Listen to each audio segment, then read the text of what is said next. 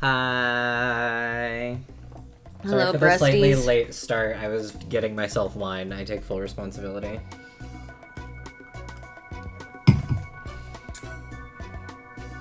It's okay, but that's because Chardonnay never tastes all that good. Mm-hmm. We have this Hello Kitty branded bottle of Chardonnay that we opened forever ago. It's old.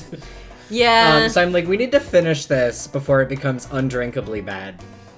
But thankfully, I don't like white wine very much to start with, so it's like fine. Yeah.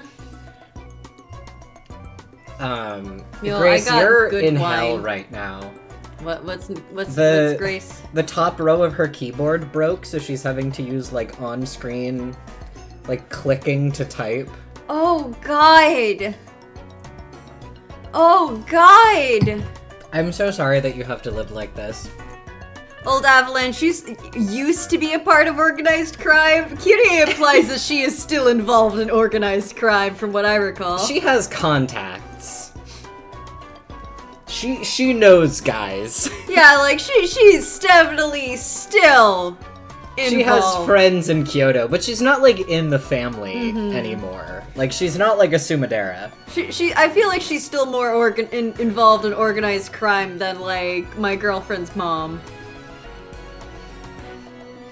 I can't tell if you're pulling an example of somebody who is not in organized crime or if there's a story there I should know about. There's a story there. My beautiful girlfriend. She had an uncle who was part of the mafia. As like any American Italian is going to have some sort of mafia tie. Any Italian American who lived in New York at some point in their life will have a connection like that. I need to ask my mom something. I have like I found out when I was like 19 or 20 that my great grandmother was like 100% Italian or some shit like that. And like I don't think our families ever lived in New York City, but we did live in the state of New York. So well, yeah, I believe my girlfriend's mom was working at a job that she got through her mafia uncle, and that's how she met her husband. If I remember correctly. It was through that job. I don't think he was involved with the mafia. her job she got from her mafia uncle. I just remember. There's a Higurashi joke in there somewhere. I just We'll find remember that my girlfriend thought that her uncle or great, I don't know how family trees work, Right. but she just thought that he was just like worked at like a mafia front and that was his involvement, and then her mom was like, oh no, your uncle, he was a bad man. Holy shit. He was not a good person. Holy shit. I know that as you get older you start to learn the family secrets, but Jesus Christ. One of my grandpas is good friends with Ron L. Hubbard. L. Ron Hubbard? Yeah, that guy. Or whoever he made Scientology. The Scientology guy? He was like drinking buddies with him. Holy shit. Sorry for audio. I have what you don't know about me from our audio only streams is that I have God's worst cable management on my desk at all times. I've seen worse. It's rough out here. So I was removing a wire that I The cable management of my computer at work is worse, and it's not my fault because I didn't wire it. Someone else did, and I don't know. I'm too scared to touch it because there's so many, and I don't know where anything is. I had to do my own cable management at work because like a couple months after I started, we they redid the whole office, which was like a genuine like net positive, but like all the people who came in and did like the renovations really just like put the new cubicle walls up and put the new desks in. We had to like set up our fucking computers. God. Well, I could have called IT, but I didn't want to. Like, the people who really didn't know how to set their shit up could get IT to do it, but I was like, I know enough. This is objectively easier. Yeah, I built a computer. That's way easier to just plug the shit in. Granted, building a computer is also just kind of plugging the shit in. That's what they don't tell you about computer building. It's Legos. It's just Legos. There's instructions and everything. But yeah, I was like, I'll just plug all my shit in. So my cable management is... It could be better, but I would have to, like, buy actual, like, cable management supplies for that, which I could do, like, through work, but I don't care that much. It's, like, fine. Like, it's not causing problems. For Yeah! There's, like, a couple things that are annoying, but that's a result of me just, like, kind of having, like, one less USB port than I would like to have, and it's, like, not worth adding another, like, extension cord to the mix, but... This has been our weekly cable management corner, I guess, where we talk about cable management for some fucking reason. I could talk about more cool stuff, like how the daughter of someone who I know through work, gifted me a drawing of Kasane Teto. Which fucking rocks. Yeah! It was a great drawing. Yeah, it's really cute! But, what a beautiful thing to receive. Like, it is known that I frequent the local courthouse for my job. Uh-huh. And someone, when I was visiting one of the offices at the courthouse, I noticed in the cubicle of one of the people who worked there was a drawing of Kagami the Vocaloid, and I was like, holy shit. She was like, oh yeah, my daughter drew it. I was like, tell your daughter I know about that.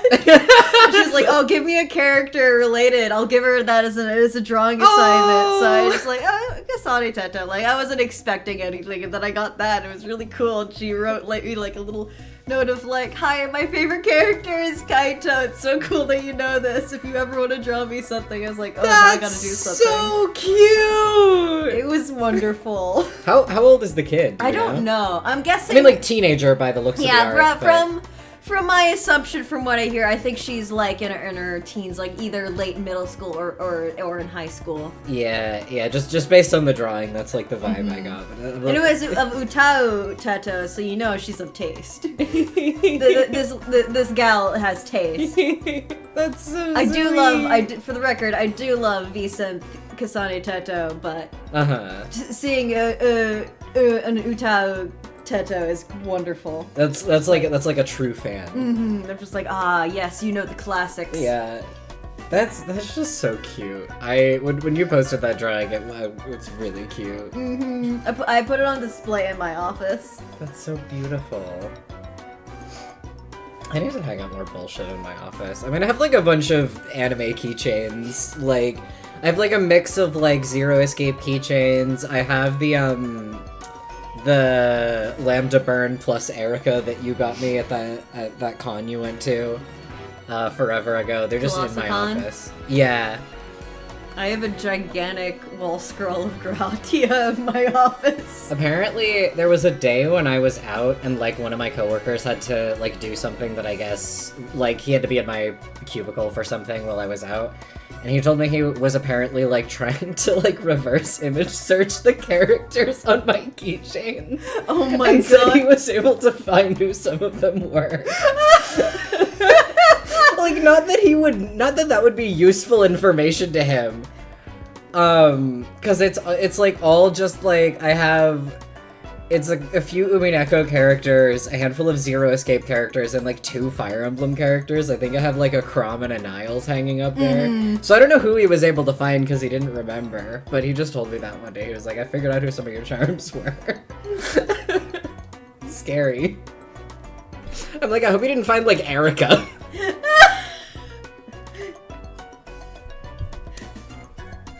But yeah. Probably was so unoffensive by the fact that he didn't remember. Yeah. And I mean, like, to be fair, you'd have to, like, read into Erica a little bit before you learn her whole thing. But... The riddle pervert. Yeah. But really was something. That just reminds me of the time we were at con a few years ago when I hadn't read Umineko yet, and we ran into a Battler and Erica cosplayers. And... I was, like, sending a photo of them to Nine to be like, look, I saw Umineko, and I just remember having to, like... I can't believe this worked, because when I had to Google, I knew Battler. I knew him, because I had seen him. And I knew Erica was also an Umineko character, but I didn't know her name. Or, like, I didn't know, like, whether she was in Ushiromiya or if she was, like, something else, because I just, like, had no context for her. And I Googled, and this somehow worked out for me, blue-haired character Umineko.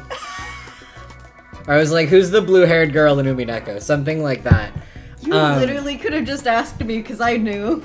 I could have, but it was... I think we may have been, like, separated at the time. Because we do split off from each other. I do think we went to different panels at some point. We went to different panels, or it might have been one of the times where you have a higher tolerance for Artist Alley than I do. I get, like, overwhelmed and in pain faster than you, generally, in Artist Alley, so I tend to have to dip out, like, sooner. I do childcare on the weekend, and when the kids inevitably steal my phone, my lock screens are the Umineko portraits, and invariably their favorite portrait is Erica. And they ask questions, and I have to give the kids bop version of her crying. Oh no! Can you please give me an example of how you explain Erica to children? Please. Please. I need to know this. I would love to hear this.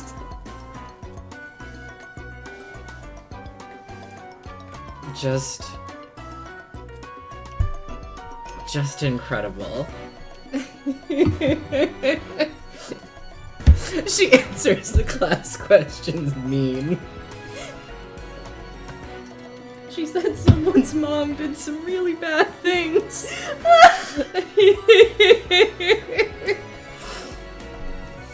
God.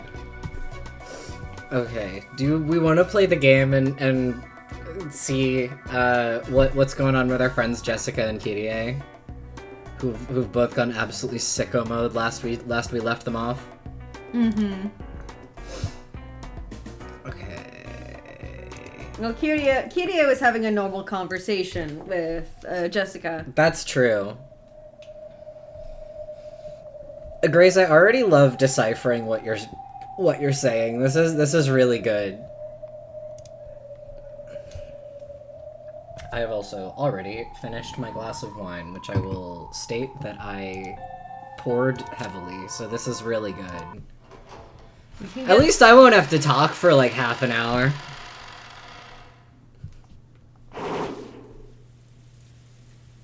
Oh, I guess I am narration. Fuck. Huh. A windstorm grazed Kirie's head. Yay! Jessica's normal. It had been a hair's breadth away. If Kirie hadn't twisted her body slightly, that fist would probably be buried in her face by now. A bitter smile rose to Jessica's face when she saw that her first strike had failed to land a kill. Grace, I won't require you to type this out. How? But, like, how does that happen to your keyboard? You're welcome to take that as a rhetorical question and not answer it, but it's crazy what's happened today. Wet, I see. My condolences. I guess the good news is that may be fixable when it dries, or it may not. Who's to say? Bad. I see. A bitter smile rose to Jessica's face when she saw that her first strike had failed to land a kill. Just so you know, I didn't strike you unawares out of cowardice. This is a top 10 Jessica expression to me. This would be... Sometimes I think about doing some sort of, like, bracket for funniest Umineko sprite. That could be a funny thing to do as our... I know we keep talking about what we want our post-Umineko streams to be. A bracket for funniest sprite could be something. Every now and again I see an Umineko sprite that makes me go, this would be in the bracket for that. Faces that make you say unawares. I hope to end it with a single painless strike before you realize what was happening. Didn't I tell you I've lived through a hell of jealousy? Once you've done that, it's impossible to get hit. I've been nearly burned a couple times already. I know how it feels just before a surprise attack. I do love it how she was just so smugly replying, "Oh, you thought you could kill me instantly?" Yeah. I am immune to insta-kill attacks. They should have put Kirie in the fighting game. You mean you could sense it? And she has, like, an automatic dodge or something like that. Like, Yeah. it only, like, procs in certain scenarios, but... Although, like, she would have inevitably just been a gun character like Rosa. So... Sorry, I just yanked your headphones out. How could you do My this bad. to me? Our feelings are so hurt right now. Plus that lie you told me at the beginning. A lie? Come now. Living with hatred of Asumu has rendered me immune to punches. If you had come from the guest house to get a book from your room, you wouldn't have come through this hallway in that direction. If that were true of Kirie in the fighting game, this would be a terrible matchup. If she were immune to punches, that's Jessica's whole thing. The 7 reasons you've had for lying, which chessboard theory led me to. This was the worst case scenario. Of the 7... I want to know what the other 6 reasons she had in mind were. Oh, baby. Oh, baby. Banger. Telling a hasty lie to Kirie would only put her on her guard. If Jessica hadn't told that lie, her surprise attack would have succeeded. Not bad. Should have expected it from you, Kirie. Why? Were you planning to kill me from the beginning? It didn't matter who it was. Horrible. It's what you said that gave me the boost I needed. Sorry, I've covered up your dialogue. Thanks is the first word. Thanks a lot.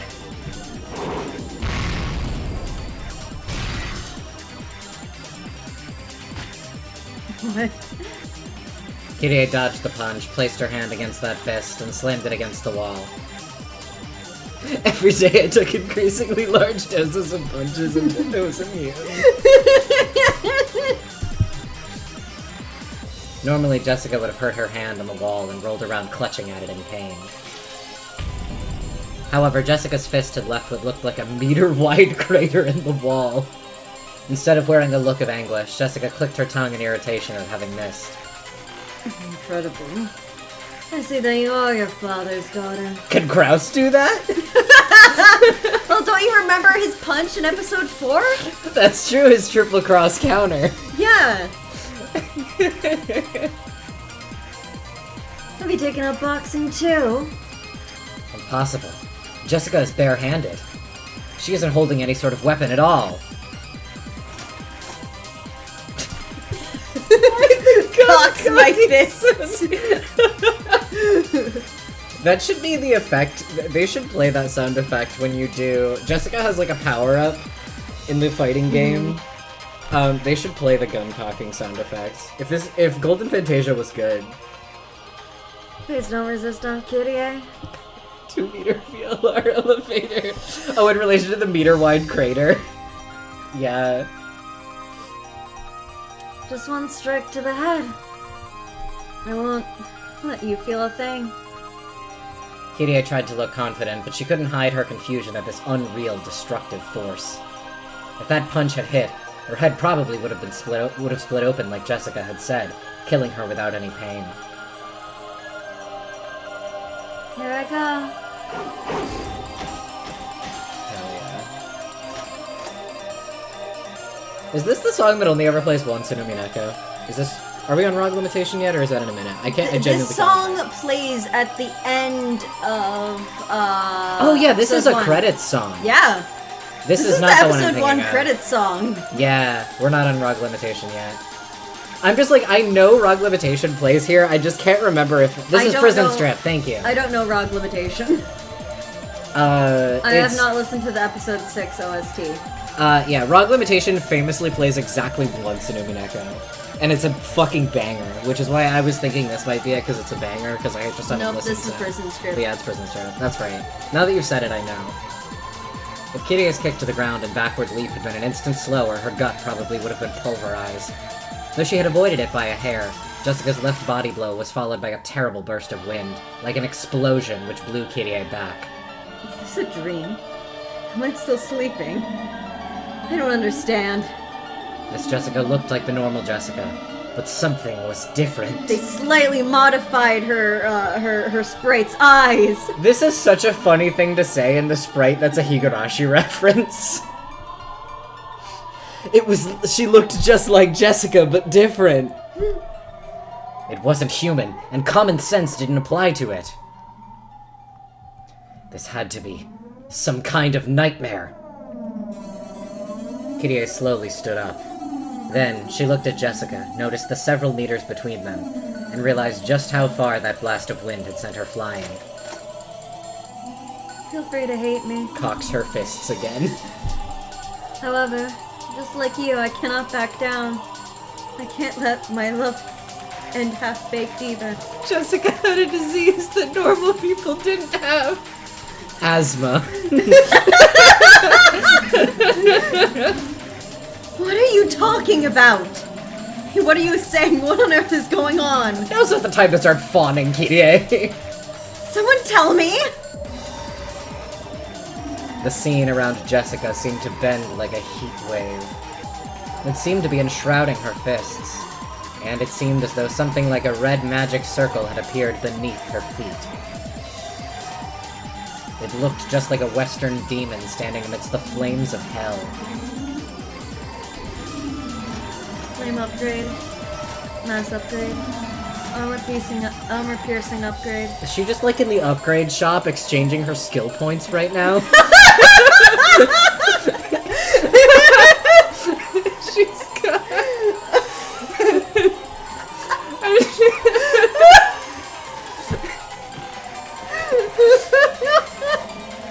I'm picturing like the shit that they describe in like a mission reader's viewpoint, where they can just like pull up a screen with the shops and like item shops at any time in front of them.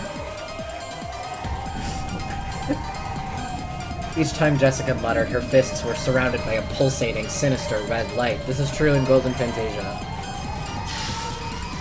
Kirie respectfully waits. Those fists, which were actually smoking, surely represented the iron hammers of hell wielded by demons. Goodbye! This is just a nightmare. She just unlocked a shop where you can spend the currency you've been gathering throughout the game. Yeah, we've been saving for like 5.5 episodes, so we've got quite a bit saved up. Oh, this is Kirie has been didn't just wait. She's running away while the game isn't paused while Jessica was doing her upgrades. She forgot that she needs to pause the game. Yeah. Kirie dashed away with lightning speed. Yes, right now that was her best option. Fortunately, she was smart enough to realize that pinching her cheek wasn't the best way to wake up from this nightmare. Run away. Oh shit, I am here, huh? When Jessica muttered once more, a blood-red magical barrier cut across the corridor. Kirie slammed into it hard and realized that her path of escape had been cut off. Make this stop. I don't understand. This is a nightmare. It's a nightmare. Let me wake up quickly. Yeah, this is a nightmare. You wanna wake you up right now? Just one strike. Don't move. Wielding her flames, Jessica slowly stepped forward towards her. Each time her foot lifted off the floor, a scorching steam hung around her footprint.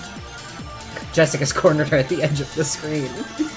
yeah. You do not want to deal with Jessica's corner game, alright? Once she has you stun-locked, you're fucked. This was a true nightmare. It is true that for Kirie, running away is the best option, because when you're fighting Jessica, the best thing you can do is not let her get close to you. She's a pretty strictly melee character. She does not really have ranged shit going for her. This was a true nightmare. Kirie clutched her head in her hands, shaking it over and over again. It's a nightmare, right? This is a nightmare, isn't it? Please tell me it is. Saw Jess Bay at 100+ combo, Jesus Christ. Have you seen the videos yet, Grace? I was getting recommended them for a while of it's like one person doing this, but somebody like hitting an unreasonable number of Shannon meta supers within a single combo, because it's scary out there. I think the highest number I've seen was like 17 within a combo. Holy shit. It's not within a single meta world, but they did do her meta super 7 times in a single meta world, which I did not think was theoretically possible, but it apparently is, because I've seen it happen. Well, this is in like training mode, like they're not playing against a real opponent, but it's scary that you could even theoretically accomplish that. Yeah, I think it's Hexer's Forgery that does that. If it's not them, it's Lambda Delto. There's only like 2 people who make Golden Fantasia videos. Is that the Lambda Delta who occasionally shows up in our chat? The very one. Lambda Delta also has the no commentary playthroughs of Umineko and Higurashi that I reference sometimes. Oh, right! Yeah. Local celebrity. Truly. Yeah, it's a nightmare. It is, right? It's a nightmare, right? I acknowledge it. This is a nightmare. I do too! I acknowledge that this is a nightmare, so... I'll wake you up. Just one strike. Scary. Wow! Hey, girl. Leviathan?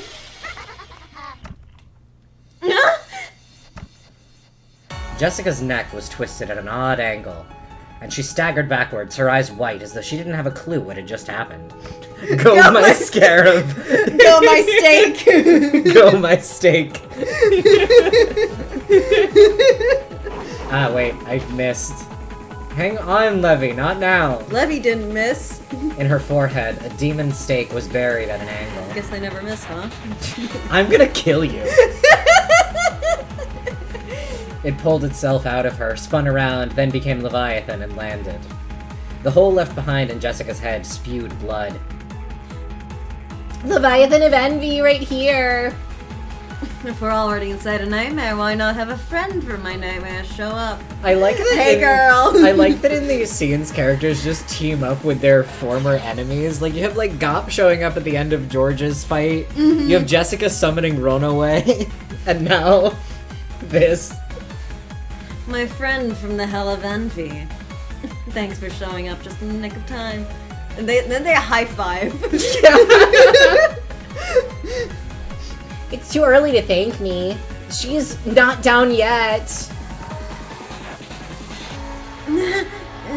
Even though she had taken a deep gouge to the top of the head, Jessica just stood there, convulsing and wide-eyed, and didn't fall over. Shonen Pro Tags teaming up with characters they've defeated. The blood stopped pouring out of her forehead. Her blank, doll-like eyes returned. Then she slowly pressed her own hand against the wound in her forehead. There was a sizzle. Oh, she's cauterizing it? As though she had pressed a hot iron against it. It was easy to tell that she was doing this to seal up the wound. If Kiria didn't escape now, there would never be another chance. Can I defeat her? No such luck. She's immortal thanks to a contract with one of the great demons.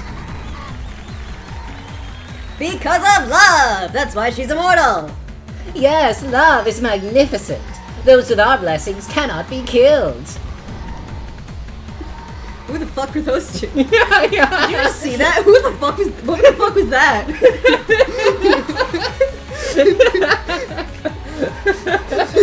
I really love the idea that they just, like, cut into everyone's vision and then leave.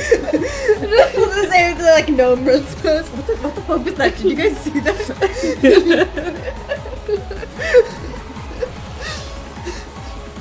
Leviathan, what the shit? Yeah, do the stakes know all the I don't have time, Kirie-sama.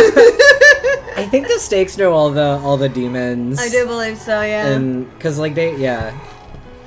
Can I break through that red magic wall? Funniest time for Kirie to say something violent homophobic. Runaway-sama is also a great demon. There's nothing I can do. Can we escape through a window? That was blocked by Runaway-sama's barrier a while ago. Incredible. So she has sold her soul to demons for the sake of love. But she makes so many contracts with great demons. Oh, I'm so jealous. Yeah, I bet.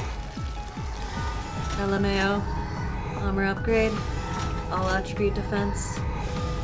Counter-attacking armor upgrade. In response to these words, this time her entire body pulsated with a red light. She had upgraded herself with a defensive power that would prevent Leviathan's attacks from working again. What's she talking about? Self-augmentation! It's a kind of enchantment. Right now she has enough defensive power to stop me from piercing her, and she even has the ability to reflect that damage back upon the attacker! She's no longer human. Wow, I love that book. What? That's a book. No longer No human. longer human? Oh, okay. She's a monster! Oh, so that's all? Not much has changed. What the fuck? How can you say that? Just like in the very beginning, we still have no chance of winning. That hurt, but it won't work again. Jessica slowly lifted the hand that had been covering her forehead, and there was no longer any hole there. The hall was cut off by barriers on both sides, and even the windows were sealed. There was no way out. Is the door to this room sealed? No, it's just locked. But it's just a normal room. It does have a window, but that's already been sealed. In other words, it's a closed room and a coffin for us. Coffin is just what I need. Unlock it. I'm jealous. Why are you the only one who can unlock it? The jealous girlies. All inputs but plain ABC upgrades. Imagine if almost all inputs were upgrades for big normals. Could you fucking imagine? Jessica doesn't need that kind of help. She's already an annoying fighter. Leviathan's stake flew about at high speeds, ramming itself into the keyhole to that room. The tip of the stake had become a key. How convenient. As soon as it was unlocked... Yeah, it's that, what's the shit from Metal Gear Solid? Yeah! It's the metal that changes shape with temperature. Yeah. Is this just a fully new background? What the fuck room is this? Yeah, what? This has been in Natsuhi's room before, I think. I think so, yeah. But that desk was new. So I was trying to think if that appeared in episode 4 or not. But I don't think it did. I don't think so. Both of them fell into the room and quickly locked it. This was probably Krause's study. Its soothing furnishings brought about a sense of nobility that Krause would probably like. Even if you lock the door, she can just smash through it with one punch! You've just put the lid on your own coffin.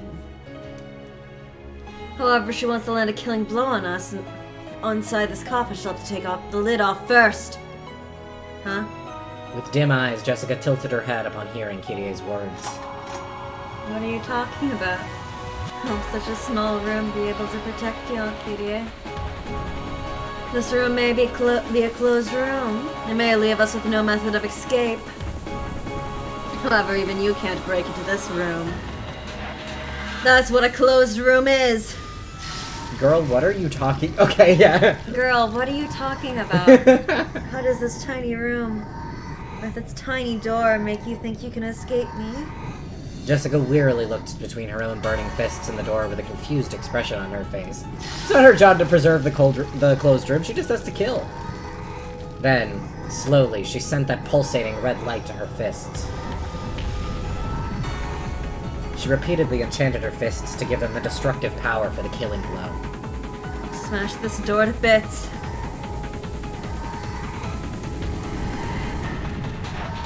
If you think you can, give it a try. Kirie!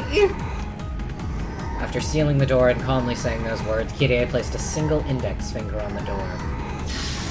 Jessica slowly raised her fire-wreathed demon's fists. So long, Kirie. Kirie!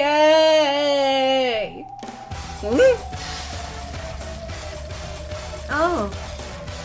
Jessica's fist slammed into the door in slow motion. Okay, this one I believe is Rogue Limitation. This plays once in Umineko, so savor it while it lasts. It was like the decisive scene in a movie was being acted out. However, this was no act. Jessica's fists really were, slowing down as though they were being sucked in, like a spoon sinks through a jar of honey. That punch was no longer a punch. It was no more than a knock. I envy you. Envy. Envy Math 2! I crawled through the hell of envy for 18 years because of my arrogance and naivete in love. So I envy you. You're going to remember my warning. Succeed in love and walk a beautiful life, right? I envy you. You'll get to live through the most beautiful time in a woman's life for a full 18 years longer than I did. I envy you so much.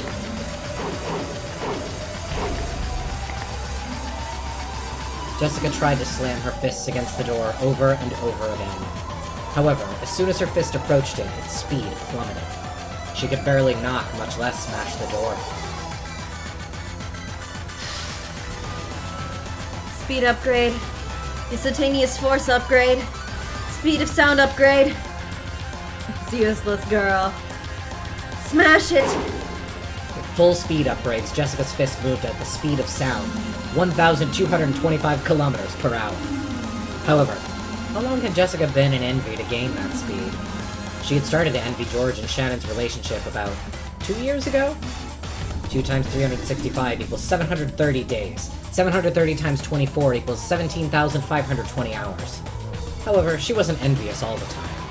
It only happened when Shannon started going on about George. Shannon'd shift on about 3 days of the week, divided by 7 times 3. And it wasn't as though she would go on about George all day long. Her fond words for him would only leave a mark on Jessica for about an hour, right? So only 1/24th of each day. 17,520 divided by 7 times 3 divided by 24 equals 312, removing the fractional part. The number of hours that Kyrie had been jealous was 157,680. In other words, this wasn't even 0.2% of the time Kyrie had been jealous. Even 1,225 kilometers per hour, the speed of sound becomes only 2.45 kilometers per hour in the 1/500th world. Understand. No! Can't say I do! I just fucking finished explaining it, don't you get it? You're lacking in both love and jealousy. Even if she increased the speed of her fist, in Kitty's world, Jessica couldn't make it any faster than a walking child. Jessica ground her teeth, her fist still pressed against the door. If someone could have seen this from both sides of the door, it would have looked as though Kyrie was holding it shut with a single finger. Way to go, Kyrie! See, this room is a closed room. At most, Jessica-chan can knock on the door, but she can't lay a finger on us inside. Ah, Beatrice's definition of a closed room. What the heck is that? Since when the fuck was that relevant to this challenge? Who's Beatrice? You like the person on the portrait? George killed Ava outside. Why does Jessica have to worry about a closed room? Because there's a closed room involved. Fuck. He killed her outside, so there was no room. It was outside. There's a room now, and this one. You're so right, that makes perfect sense. Jessica made the rookie mistake of trying to kill someone indoors. At this rate, the closed room will be troublesome indeed. It is impossible for a human to carry out a closed room murder. Only magic can do that. Until you truly understand magic, you will not be able to crush it. Jessica-chan can't corner me any further. Also, who the fuck was that? I don't recognize that voice. What? As time passes, the relatives will eventually realize that I haven't returned and they'll start searching the mansion. Don't worry about it, milady. Who was that? Genji. Oh, okay. Genji! Then you will be observed. Both witches and magic disappear when they're observed. Why do you know this? The nightmare is already over, girl. I love when Kiria just implicitly understands like, other characters do it too, like the famous Nanjo being, in episode 4, being like, you fool, you forgot about the triple cross counter, or whatever the fuck. Well, he just knows He just knows the power of wrestling. Boxing. Boxing, my bad. He's just familiar with the boxing world. Mm-hmm. He knows the painfully common knowledge. This is true. I love when this happens, when human characters just inexplicably understand magic implicitly. Jessica? Damn it! Oh, I can't believe Jessica's suddenly getting eliminated. Oh, please, give it your all. Do it for your beloved canon. Come, Jessica, believe in love and show us a miracle. I revised that. She minored in magic, but it hasn't come up yet. There isn't even any time to wait for time to pass. After all, there's an internal phone line right here. Of course the line hasn't been cut. I'll just pick up this receiver. This is my checkmate. Instruction completed. Closed room murder. My. I do believe that's valid. Permeation upgrade. Attack transmission. Indirect attack power upgrade. Huh. Jessica's fist, which was pressed against the door, glowed red and then white hot. It is such a shame that... Not that the anime would have done episode 6 justice, but it's such a shame that this scene never got an anime adaptation. This would have gone hard. Jessica didn't even swing her fist. She just kept it pressed against the door. However, Jessica's murder extended within the closed room. Through the crack in the door, through the keyhole, burst the flames of hell. She grabs a bowl and runs into the wall to clip through.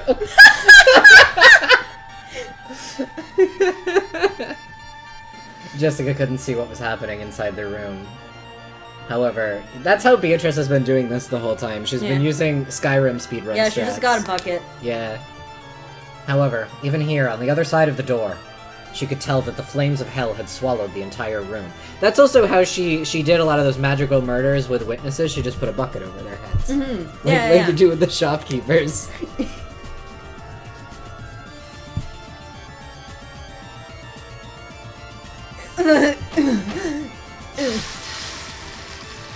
Kyrie's smoldering death throes could be heard from across the door. Jessica clearly heard as Kyrie danced a dance of death amidst the hellfire, fell to her knees, and slumped over to the floor. Slowly, Jessica tore her burning fist away from the door. If you love the hell of envy so much, then burn in the flames of envy for all time. There are probably some things that can be learned from envy. I love this scene so much. However, it's nothing to be praised, and going through it is no one's duty. Seems you're too proud after all, Kyrie.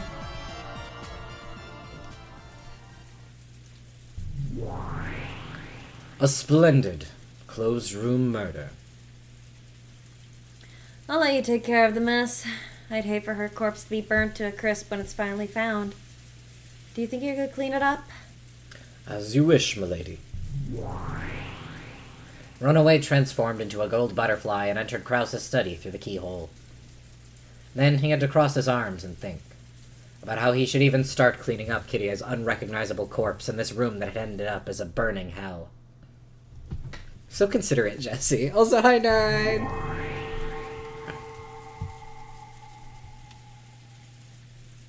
I love that Jessica has 2 variations of that sprite. Mm-hmm.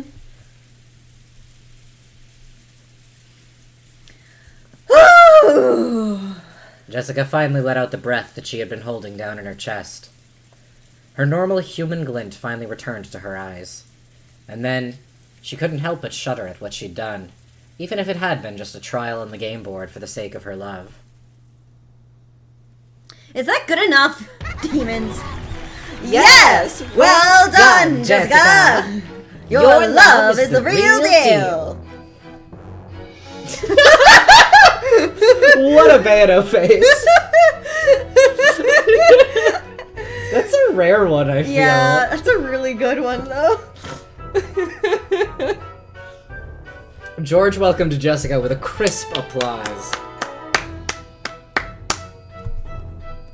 Bayano timidly tried to join him, but Jessica yelled at her and she stopped! Oh! Mean to her! It's just something that happened on the game board. There's no need to look sad about it. I know that logically, but still, how am I supposed to just accept it emotionally? Milady. I love you. You can't do your crying cat sprite about this. I can't deal. I can't give up. That's why I showed you how I feel. I didn't do something wrong, did I? I'm not wrong, am I? Milady. As Jessica started to sob, Cannon held her quietly, and he realized that he would have to carry on the determination she had shown him. You didn't make any mistakes, and it also isn't a mistake to keep your human heart and be sad. I just happen to be a bit more of a stoic when it comes to that sort of thing. Stoic. I just happen to be... Fuck, you're right. I just happen to be a bit more of a stoic when it comes to that sort of thing. So what? It's pronounced stoic. I think about, every time I see that word, so I think good. about that fucking post. It's so good. Not everyone can match up to George Sama's level. He has some deep-rooted issues. Also, it's never mind. In any event, you've completed your trial, milady.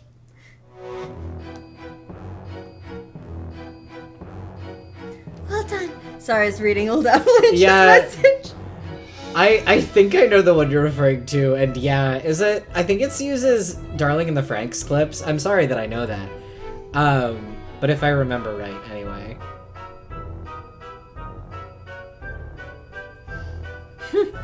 I see. Both George and Jessica have splendidly succeeded just the same. Very impressive, Jessica. That closed room murder was just wonderful, enough to fascinate even a witch like myself. Jessica had used magic to kill Kyrie, who would hold up inside a closed room. In that instant, Jessica had constructed a closed room murder, had it acknowledged by the demons, and raised it to the level of magic. Your 2 trials have been completed. So then, who will be the next challenger? Will it be Beatrice Sama? No, it might be Shannon. No, this has to be Cannon's time to shine. Come, speak up. Who is next? Who will take the next trial? Sorry. What witch would hesitate at committing murder on the game board? Even shyness can kill love. All right, who will carry out the next murder of love?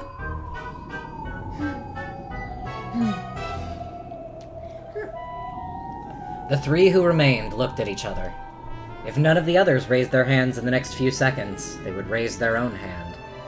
All 3 thought this at the same time. So, they all raised their hands at the same time. The ones they loved had already showed their determination. They had to carry on. Now they're gonna play rock, paper, scissors to see who actually goes first.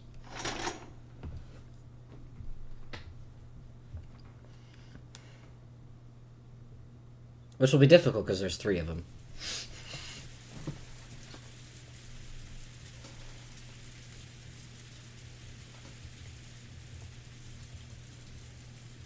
Hi, Rosa. Rosa could be seen in the parlor. The relatives apparently all wanted to be alone after dispersing for a short break. Since everyone avoided the parlor, the one place where people would normally gather, Rosa was able to have this relaxing and comforting room all to herself. That didn't mean she looked relaxed. Her expression was heavy with gloom and weariness. The cup of black tea that she had brought from the dining hall had gone cold. A pleasant silence. Now that no one was in sight, Rosa's heart finally awoke. She was always treated like a kid in the conferences with her 3 siblings. She had no influence at all. But, possibly because of that, she was apparently considered to be a neutral party. The siblings would often ask for her agreement, sometimes even treating her like a referee or judge. I think it's more like they treated her as an extra body on their side, without regard for her as a person. Yeah. But that can be seen as a referee-like position. I guess, yeah. Yeah, whoever's side she takes gets another vote. Yeah, or at least like they can disrupt any uncomfortable stuff by going. And what do you think, Rosa? Mm-hmm. So she can be used to stop stuff. So, like bringing up Rosa, who is usually ignored, is a way how to avoid stuff and to get points. Yeah, it's tech in the conversation game. I have to make use of that and turn the discussion in the direction that I want. I have to find almost 100 million yen by March. That was supposed to be my great commitment, a burden I bore to help support that man's business. Phoenix, right? Now, I'm not sure anymore. If I can pay off my debt, will he call me again? Don't make me laugh. Even if you do contact me after all this time, I'll be the one to refuse. But still, you're Maria's father. Please come and see her, if only just once. Love is quite a difficult thing to stick to, isn't it? Huh? Who? Though no one should have been in the parlor, someone suddenly spoke to Rosa, and she jumped. That's just Canon materializing. He does that sometimes. Just when did he get here? Canon could be seen standing there. Even considering that she had been deep in thought, to think that she hadn't noticed him at all. You startled me. Sorry, I guess I was thinking so hard that I didn't notice you. Do you need something? No. The reason you are currently in pain is because of love, Rosa-sama. Also, I'm a doctor. I'm diagnosing you. That's where your chronic pain comes from. This is like the second time this whole episode we've had a conversation with each other in character. Literally. Am I wrong? So interesting, this is the only board she gives any detail. This is kind of the everyone talks about their feelings game board, which is itself kind of intriguing. That's sudden. I'm not sure what you're talking about. Time to do some malpractice. Yeah. Something tells me that Canon's not about to stick to the Hippocratic Oath. I think he may be about to do some harm. My server name is Canon, but my real name is Malpractice. What the fuck? Yoshio was a misdirect. Yeah. I'm Dr. Malpractice. Yeah. What was the fucking Ace Attorney? Palmeractus. Palmeractus. Maria-sama's father wanted to be the co-signer on the loan, and you accepted, Rosa-sama. What a troublesome kid. You were listening to Krausny-san from the hallway, weren't you? True, earlier this day, in this very room, Kraus had seen through to the fact that Rosa was bearing a massive debt because she'd become a co-signer on a loan. However, he hadn't said that her partner had been Maria's father. Why did Canon know so much? You're a very wise person, Rosa-sama. You wouldn't have become a co-signer without thinking carefully about the consequences.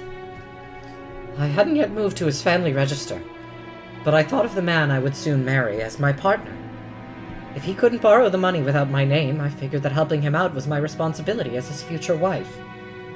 And did that future ever come? No, it hadn't. So afterwards, Rosa was always alone. Rosa, you can use the malpractice lawsuit money. Let him operate. And Maria never had a father. However, time moved on. Nothing changed except that Maria, who should have been a symbol of their union, just kept growing like a living hourglass measuring the length of the hell Rosa had crawled through. Perhaps another reason Rosa's so touchy about the subject of Maria's age. Mm-hmm. Not only because of her behavior, but also because of this. Yeah. A reminder of how long. By the way, Rosa. Because of that, Maria's growth hurt. I don't even think the siblings know all the details of that. Mm-hmm.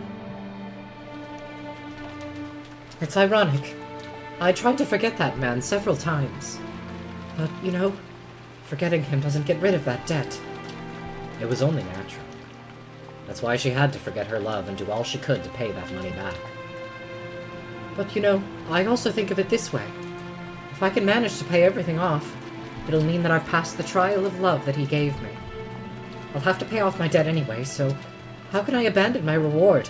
The love I'll gain as a result before it's over. Is it really so wrong to put off thinking about that until after I've paid my debts? It may have been a trick of words that only those who have suffered through love could understand. Even Rosa was vaguely aware of the possibility that she'd been deceived. However, if she was able to succeed in paying back the loan, he might acknowledge her usefulness as a wife. You have the tea key back! Let's go! Woo! When that happened, she might be able to regain that love. She might be able to regret that love. And if she abandoned that love, this debt, this trial that he had given her, would become completely meaningless. Yes, for her, the debt itself appeared to be a trial of love. Actually, the very fact that she had tried to view it that way might have been the blindness of love, proof that she was still bound by her regrets and obsessed with the past. That pain still continued within her. At the very least, it would remain until she paid back that massive loan, and even then it would take quite some time before she'd be able to lay her feelings for him to rest. Could this be that hell Kirie-sama spoke of? Yeah, a lot of talk of crawling through hell for love. I see. I'm not sure what you're talking about, but there's no doubt that my world has been hell through and through. And how can that be put to an end? Who knows? If anyone did, no one would ever be crushed by the disease of love. That disease is a serious one. It sometimes eats into a person for their entire life, spreading to and hurting the people closest to them. That disease was torturing her now as much as it ever had.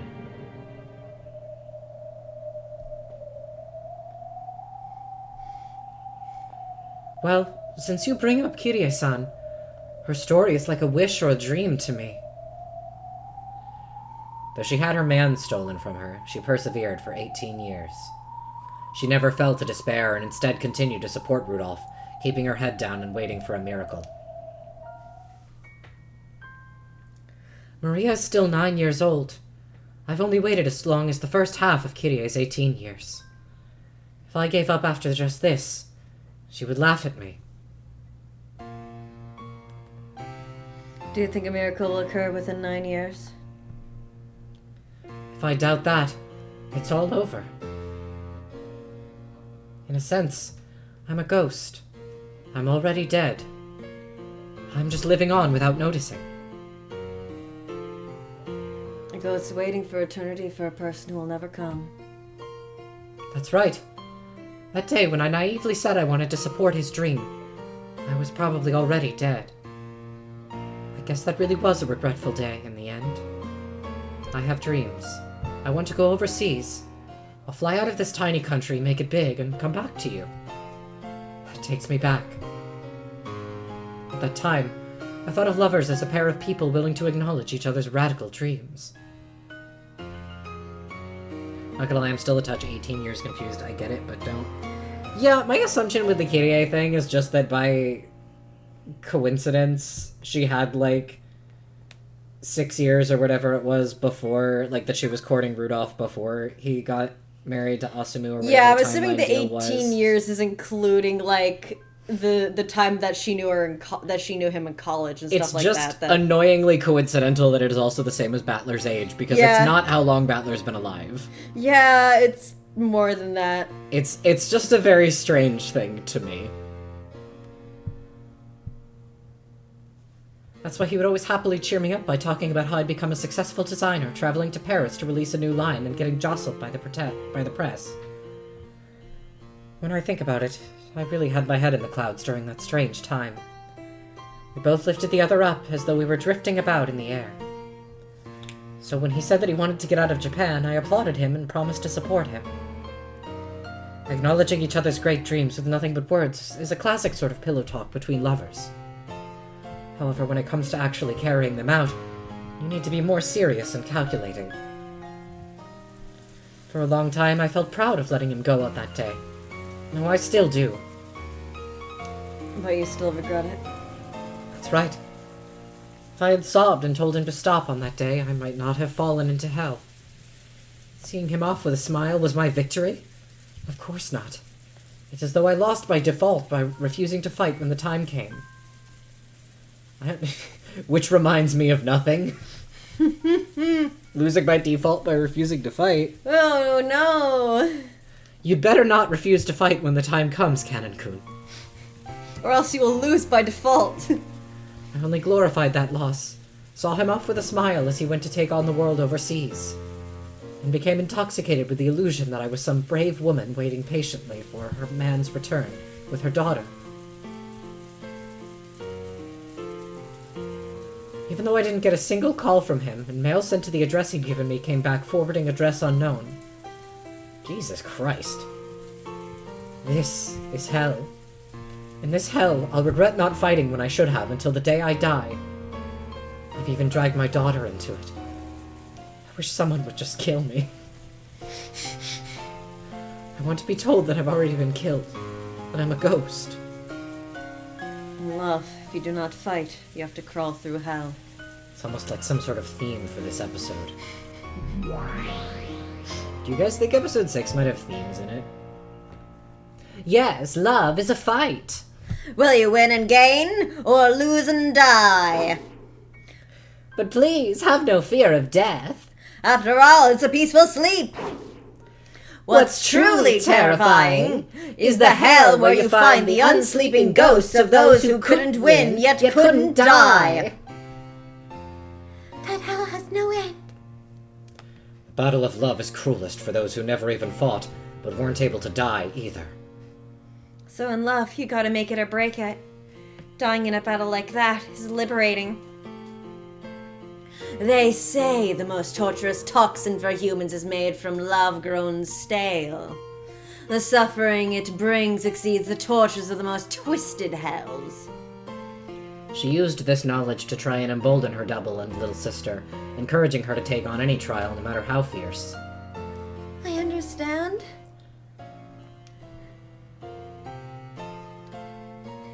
Oh, Yeah. After all, my desire to have Battler Sonic accept me one day wells up in my chest. I can feel the seed that resides there. It is up to me to kill that seed or make it bud. However, if I let it rot here in my chest, that poison will surely torment me forever. Remember the choices given in the tests as the tests in episode 4? I do! Hee. and that is the most fearsome torture in the world, even for us 1,000-year-old witches. See what happens to those who make light of love. This hell of roses Is what happens to those who do not possess the courage to make the seed of love bud, and instead allow it to rot. One cannot end that pain by their own hands. I feel like I'm going like old-timey radio announcer. that's kind of where I'm going. Shows. I might just be dragging you there. Huh? Just now. Was that a red light? Wee woo, wee woo, wee woo. Pardon me. I start going wee woo when I'm nervous. Huh? What? Just now. I thought I saw something strange. I wonder if I'm tired. It's probably just my imagination. Rosa picked up her cup of cold tea. When she did, she saw a small red rose petal float to the surface. A rose? I've heard that in your youth you loved to lie on that sofa. It wasn't a rose petal. It was a drop of blood that had fallen from Rosa's eyes. In an instant, Canon had beautifully and precisely cut just a single thread of Rosa's life. There was no wound on Rosa's body. However, several drops of blood dripped down from her eyes. Her pain, her uncertainties, and her worries were all gone now. Freak out about themes for me. Aye aye, boss. You got it. God, the line about just you used to sleep on this sofa when you were small. Man. Returning Rosa to childhood even now. Slowly, she fell down onto her side on the sofa. This had been one of the happiest things she had done during the happiest day of her life. Sleep well, Rosa-sama. Your hell has ended. Canon took a blanket out of a cupboard and gently covered Rosa with it. To anyone, it would have looked just as though Rosa was sleeping peacefully. Remember in episode, I think 1, when Genji tucked her in? Yeah. After she came back in from the rain? Yeah, remember when she was woken up from that sofa and was instantly scared and paranoid? Genji, like, started to put a blanket over her and she, like, jolted before she realized it was him. Rosa. Rosa, the character that you are. Rosa, the character that you are. Those demons had not exaggerated when calling this trial a battle of love. It was at least accurate on this cruel but unassailable fact, that those who have their love shattered meet with death. Now my part is complete. Did you see that, demons? Sorry, I blinked! Someone certainly saw. Maria goes absolute fucking sicko mode. The whole my visual effects library! Damn! You dare kill my mama! You dare kill my mama!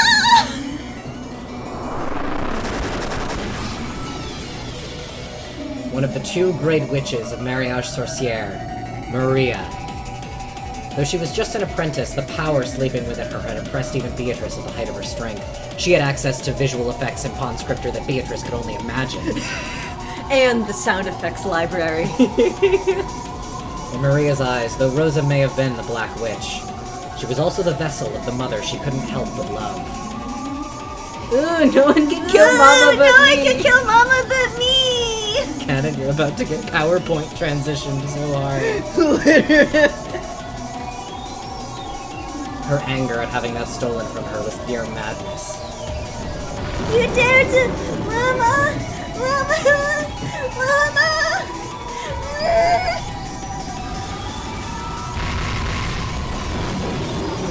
Maria's attack was too emotional. Because of this, she didn't notice that Canon had vanished for several heartbeats. And she released her barrage of what had become empty space. Zumo's kill space. In the meantime, Canon jumped from wall to wall, around to Maria's back. Huh? I don't want to kill past my quota. But I'll clean up the messes I've made. I'm not into overfishing in Salmon Run. Once I've hit quota, I check out for the rest of the round. Oh no! You make Sakutaro cry? Would you? Nothing personnel, kid. What are you? Diplomatic community! I won't let you target Maria or me! Damn! The red curved blade extending from Canon's hand vanished in an instant. Umineko fight scenes. .gif. Greatest gif in the history of mankind. Literally. He tried hard to make it reappear, but when he attempted to use it on Maria and Sakutaro again, it vanished once more. Because of Sakutaro's power, he was unable to make either of them the target of his attacks.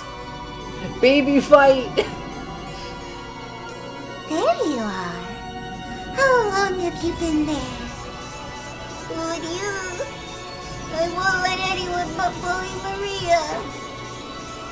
Damn it! Maria finally noticed where Canon was, and she slowly turned around.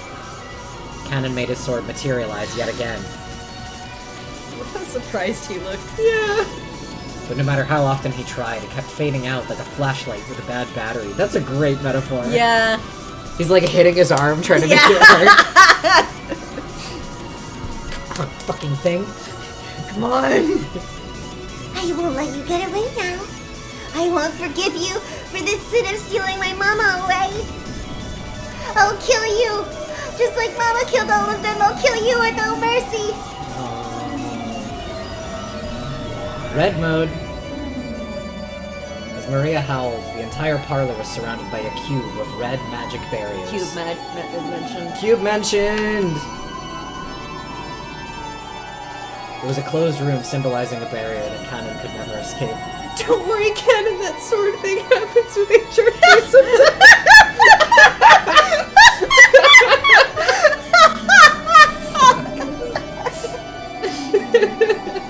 Damn it! Not here. Canon cursed his bad luck. Even though he had fulfilled his goal in the demon's trial. If he was killed here, he'd be dragged off the game board. Maria, don't overdo it. Yeah, I won't overdo it. I'll be a little more gentle than Mama was.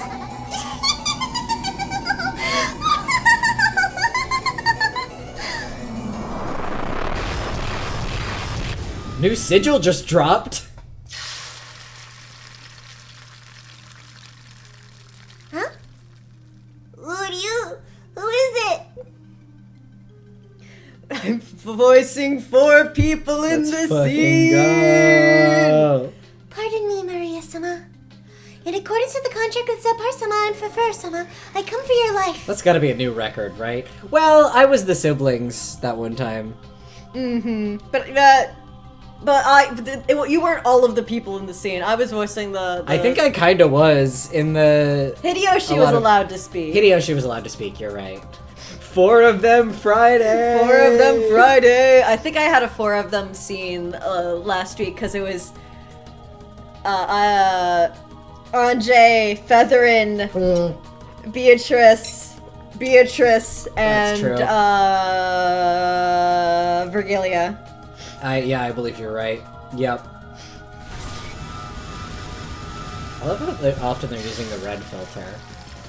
Rikishi finally learned to do a red filter in engine. Shannon, don't get in my way! Uryu, it's pointless, Shannon. I won't let anyone target Maria. Yes, I don't intend to target her in any way. I will simply protect myself.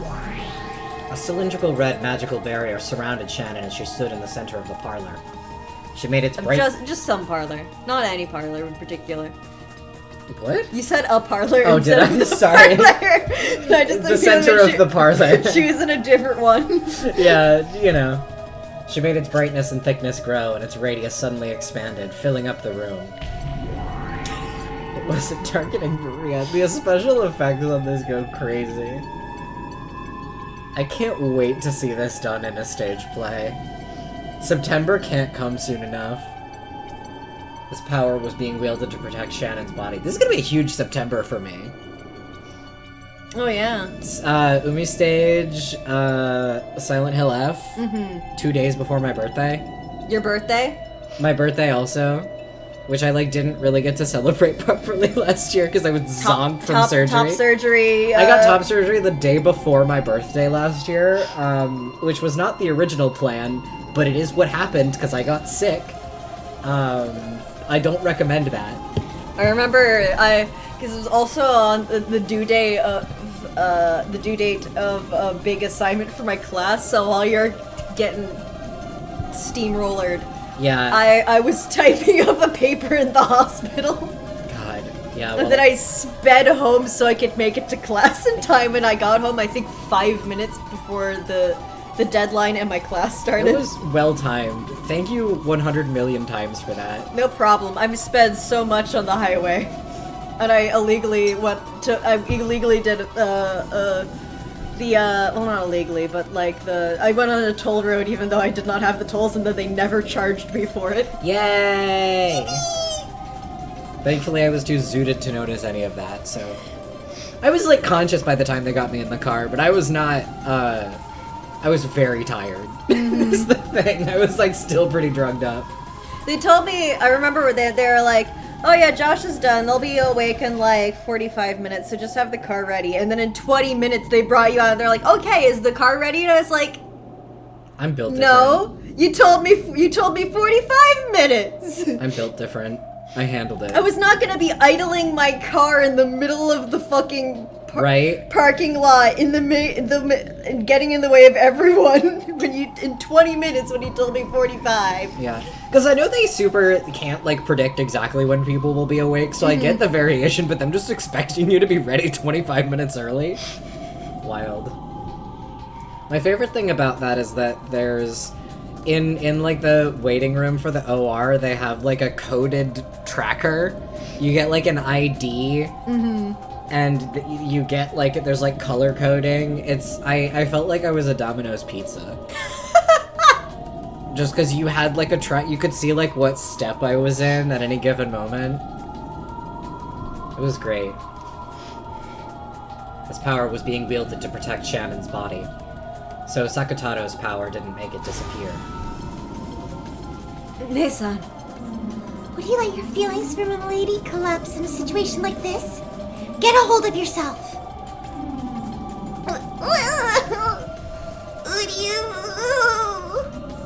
By now, the shield with Shannon at the center had covered up the entire room.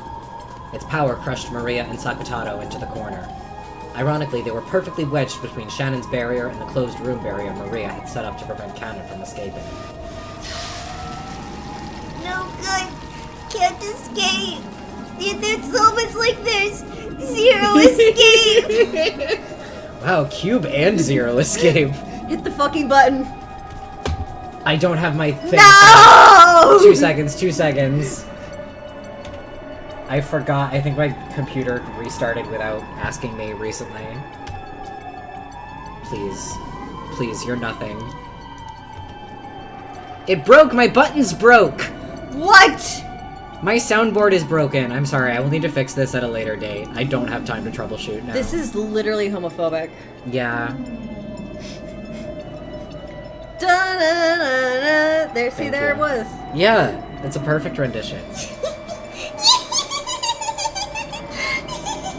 I see. This is a closed room.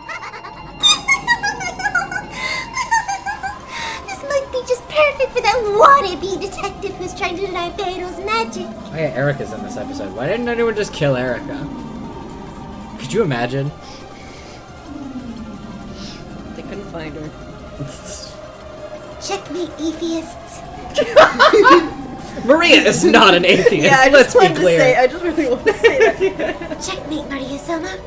Is this acceptable? Yeah, it's fine. Crush me. Whatever. I don't care. LMAO.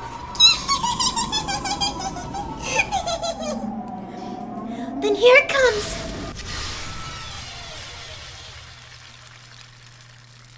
Man. The entire room was filled with the red light of the shield, and the output and pressure were raised to their limits.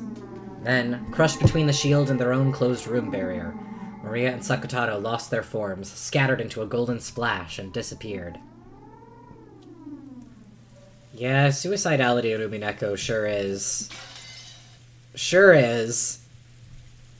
Thank you. I couldn't afford to disappear here. If you lost in a place like this, you wouldn't be able to let it go. Yeah. I wouldn't give up if I lost in a place like this. Sabar-sama, Fafar-sama, we have both finished our trials. Is that satisfactory? Yeah! Truly splendid! No complaints for either of you! Then shall we finish with Beatrice's turn? Oh, where did she go? To the victim she's chosen, of course! And then Let's let us go go there there as as well! well. I love how they had that song play for 4 seconds. Yeah. I blinked too. Can you do it again? They always blink in tandem. Exactly. Natsuhi could be seen in her personal room. By who? I love when they say Umineko loves to be like, so-and-so could be seen. Who's watching? Who could see them? Sometimes that's context dependent. Kraus had told her to go to bed, but she couldn't afford to lie around sleeping on an important day like this. She could not be snooping as usual. Or sleeping as usual. Sleeping as usual.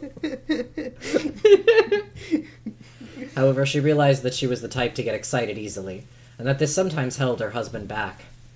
So, though she didn't like it one bit, There was no way around it.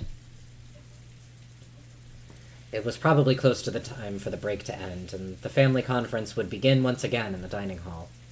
Her husband would have to protect the Ushinomiya family honor from those greedy siblings, all by himself. If she grew emotional by his side, she would just tie him down. Though she knew that quietly waiting here was the best way she could support him, that didn't make the waiting any easier. Natsuhi pulled a small treasure box out of a drawer. This was her secret box. Inside was everything from valuable items to mere rubbish. However, they were all precious, memorable treasures in Natsuhi's eyes. She pulled a small pouch out of the box. She stuck her hand inside it. It was a kind of charm that her own family had given her when she had married. A spirit mirror to ward off evil. Do you remember that from episode 1? Yeah! Her own face was reflected in it. Youth doesn't last forever. Recently, she'd seen a bit of her parents and grandparents on her own face. So by staring at her reflection in the mirror like this, she felt as though her soul had returned to the family she'd been born into. Dad, Mom, I've always been so ignorant and unable to support my husband. Of course, her face in the mirror did not answer. However, Natsuhi continued. Her family gave her a mirror to ward off evil before selling her to pay off their debts. Yeah! Yeah! I wait here alone because I love my husband. However, I think love means being close to one another. Though I understand logically that staying here is the best way I can help him, I still feel wretched for doing it. It's tough, isn't it? Waiting for the sake of love. Do you guys think there might be a theme in this one? I feel like I'm partaking in some sort of theme right now. With a plop, a tear fell onto the mirror. Old, dear memories of her life at her parents' house rose up inside her. Now was the time for her to follow her parents' example. And sell off Jessica to pay her debts. Is this... I'm trying to think if this is a background that is used with a filter for the witch's tea room. Possibly. Because that chair looks really familiar to me. And this is otherwise like a never shows up background. Kraus got his wish. The island is a theme park. Fuck. I do love it how this episode is a lot of here's everyone talking about their motivations and their past. Yeah. And all that kind of stuff, because Balor's game board is like, I've understood everything, here's my proof that I understand everything and everyone. Yeah. He's like holding the pieces like toys, being like, and my problem is... When her father came home late, her mother would always sit up straight waiting for him, prepared for him to arrive at any moment. She would always wait for him, kneeling in the entrance hall, and no matter how late he came home, she would always wake up all the children and line them up to greet him. At the time, I only thought of her as being exceptionally strict. But at this age... Should you take this, actually? I finally understand how strong she was, persevering in her love for her beloved husband even after being left in charge of the house while he was out. Because of your love for your husband, you couldn't bear to be made to care for an unfamiliar child. Ah! The sudden voice made Natsuhi jump up and look about the room. When she did, there was a Western lady wrapped in an extravagant dress. White woman jump scare. White woman jump scare! Who are you? Natsuhi was confused. There was no one like this in the mansion. However, though this was her first time seeing this person, it felt as though she had seen her somewhere else. Her mind had gone blank with anger at the ruffian who had snuck into her private room, and confusion over the appearance of someone she didn't know. Really difficult to do sneaking and dress that big, also. Fucking right? So it took quite some time before she realized that this was the witch of the portrait. Natsuhi, I say this with so much love. You'd be better off trying to do the opposite of everything your parents did. Can apply to almost anyone in Umineko. This is true. Mm-hmm.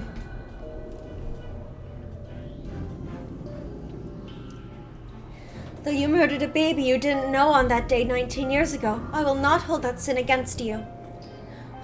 What are you talking about? Beidou had chosen Natsuhi as her sacrifice. She was Battler's enemy. Beidou didn't know much about the details of Battler's birth. However, she knew about the fragment from the previous game and knew there was a chance that Battler was the baby that Natsuhi had pushed off a cliff 19 years ago. Battler had used this blue wedge to protect Natsuhi from certain false charges.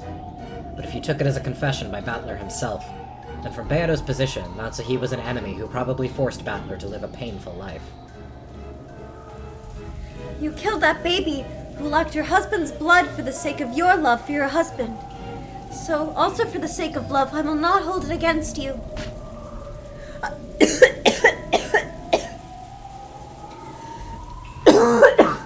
You okay? I choked on my own spit. I understand. I don't have a clue what you're talking about. I always have to do a deep inhale before I voice Natsuhi. Yeah. And so before I choke a lot when I'm speaking as her. That makes sense. Get out! This is my room! Therefore, please do not hold it against me when I kill you for the sake of my love. Beidou slowly stuck out her arms and made as if to grab something in empty space. That grab bound itself around Natsuhi's neck. Asthma gene. I am the physical embodiment of asthma. Natsuhi's heels lifted up. That's my voicing. Natsuhi's heels lifted up, and a faint purple shape appeared around her neck. Yeah, you were just voicing that line in advance. Yeah. You knew. Natsuhi frantically scratched at her neck, trying to stop whatever was strangling her. Oh, no, don't, no. No. Had the same thought. No. Well, don't do that. Don't do that, Ryokushi character. No Rikishi character. But there was nothing there. So to an outsider, it just looked as though Natsuhi was standing on her toes in anguish, scratching at her own neck. No. That's fine. It's fine to do that. Both pairs of lovers have shown their determination. I do not think that my love for Battler-san is inferior to theirs. Just as I will not blame you for your sin of 19 years ago, I will not blame myself for this sin. As Natsuhi twisted in agony, something she had been grasping fell from her grip. Since it had fallen by her feet, Beidou dropped her gaze to see what it was. It was Natsuhi's spirit mirror. When she peered into it, there was a sound like a burst of electricity. The sound released Natsuhi from the invisible hands, and made Beidou topple backwards like a doll. Like dolls are always doing. That's true, dolls are often toppling back. I love just cough, question marks. It's really funny as a dialogue line. Coughing, Natsuhi tried to comprehend what was going on around her. Beidou rolled over and, dizzy as though she had just bumped her head, she slowly tried to stand up. Her eyes were bewildered, as though even she didn't really understand what had happened. What? What is this? She's becoming a witch! That is surprising. You could touch spider webs without trouble, but you cannot handle the spirit mirror. Even I don't have a clue what's happening. What in the world? She had thought that only Beidou the Elder possessed non-human weak points, such as getting burned by spiderwebs and wards and having her powers sealed by spirit mirrors. However, for some reason, the spirit mirror alone could apparently affect Beidou as well. Even Beidou couldn't understand what about the spirit mirror had had such an overpowering effect on her. But Natsuhi was different. Natsuhi was built different. She instantly realized that the reason for the hesitation of this unearthly being, this witch of the portrait, must be the power of the mirror. So she rapidly crawled across the floor and picked it up. Then she stuck it out so that Beidou could see it. Beidou still didn't know what was happening, so, still sitting down, she looked straight at it. And this time, both of them understood the situation completely. Beidou realized that the mirror was working some hateful power against her. And Natsuhi realized that the spirit mirror had the power to repel witches. Why is the mirror because you're an evil witch! This miraculous spirit mirror repels all creatures of evil! Why does Beato have such a thing with mirrors? Something to think about. Don't point it at me! With the spirit mirror still held out, Natsuhi cautiously closed the gap between them. She was cautious, so as to... Yeah, you said she was cautious. She was cautious so as to prevent the other from suddenly lashing out and stealing the mirror. But she steadily moved to corner this evil. I do not know who you are! All I know is that you tried to kill me! And I know that you are a creature of evil, fearful of the spirit mirror! Begone, evil one! Beato didn't understand what was happening herself. She didn't know why she had to fear this spirit mirror. However, when she tried to look at the bright light let off by the spirit mirror, it pierced her eyes.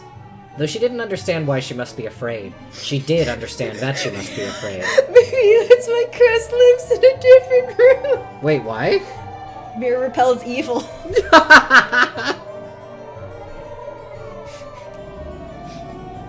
By now, Beato realized that the spirit mirror was both terrifying and harmful. As it came closer to her, she felt an increasingly strong and painful burning sensation over her whole body, as though someone was approaching her with a hot iron. She couldn't even open her eyes because of the mirror's bright, painful glint.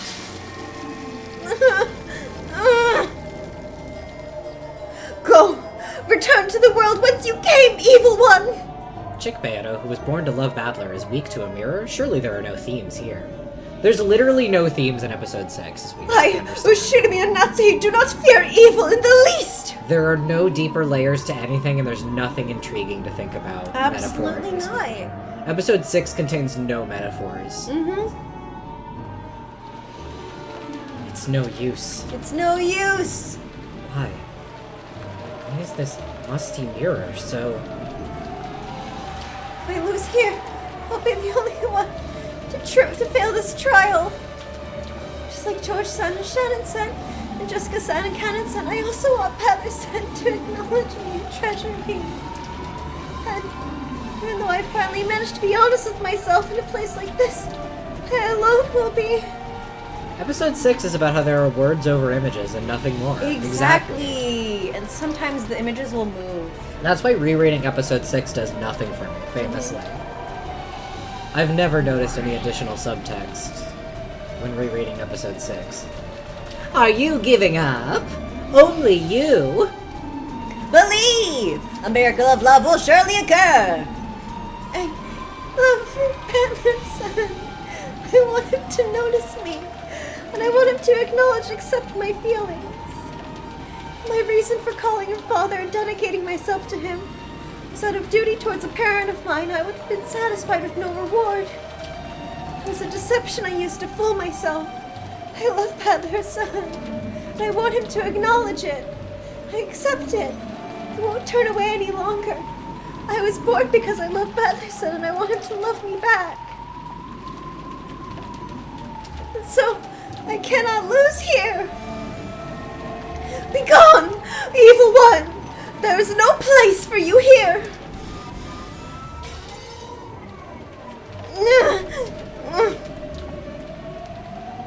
I'm now wondering if any of the stuff she's saying, and like part of the reason that they're having her talk in such an old-timey way is maybe because she is saying like Shrine Maiden. Yeah, because she was a Shrine Maiden. Yeah, it's something that I like forget about her character because it doesn't. The specificity of her having been raised as a Shrine Maiden doesn't come up a whole lot outside of episode 5.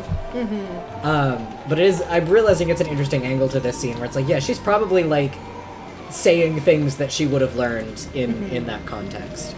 Her determination had come too late. If she'd had it from the start, she would probably have managed to finish Natsuhi off right then without any fear. Because she had wavered. It had taken time to kill Natsuhi, but things had ended up like this. But now I am resolved. I want to love Battler-san. I want him to love me. And so I cannot lose here. After all, I was born for Battler-san's sake. Yes, that is...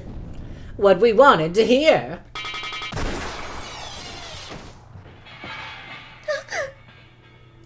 Just after a sound like a beetle banging off the walls filled the room, the spirit mirror was knocked out of Natsuhi's outstretched hand. It fell to the floor, and the stake flying around the room pierced through it with a crash. Go, my skin. They even said it was like a beetle! Go, my scarab! Lucifer, pride right here! You dare mock me by choosing a single old mirror to be my first target in so long? Huh? Lucifer-san! Beatrice-sama, you must complete your trial! She's getting away! Someone! Help me! Someone! Shout out to Dream End Discharger. I love you, Dream End Discharger. All of the tracks that are a bunch of words smashed together It's fucking are slap. bangers. Shout out to those are the ZTS ones, right? I think so, yeah. Because like Golden Slaughterer is technically one of them. Yeah. Technically. Well, it's not among the like. There's like 3-word ones that I think of, like World End Dominator, Dream End Discharger. I don't think Mirage Coordinator. Mirage Coordinator is 2 words again as well. Resurrected Replayer. Yeah. Death by Stupefaction. That's a 3-word. But that's another That's not a 1-word. They don't spell that as 1 word though, I don't think. Death by Stupefaction I think is spelled as 3 separate. There's spaces in it. Yeah. I'm thinking of the ones that are like multiple words all smashed together into one. I think Death by Stupefaction is spelled with spaces. Yeah, but it is still, like, same. ZTS? Yeah. Yeah. That ZTS could compose a damn track. Torment Nexus. Torment Nexus. Now that the Spirit Mirror... Hey, we're not even in the most Torment... This is pretty light fare for episode 6. Yeah, we're not even in the... we aren't even in the closed room Torment Nexus right now. Now that the Spirit Mirror, her last ray of hope had been smashed, and the number of strange demons had increased, Natsuhi could do nothing but run for it. However, if she made a scene and people gathered, the anti-magic toxin would burn Beata. That was her last chance. Thank you for Lucifer-san! Prepare yourself, Shinami and Natsuhi!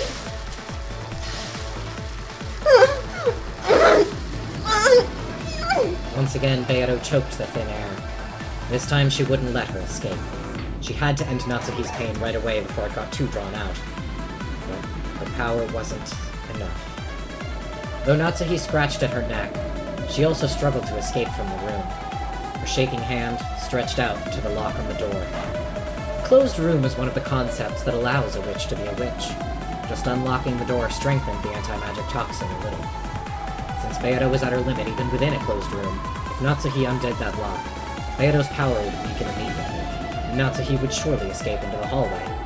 Their strengths were matched. However, Natsuhi's began to surpass Beato's slightly. The power of the living to live is fundamentally stronger than the power of magic. Of course, Beato was mustering all her might. However, Natsuhi was just a bit stronger.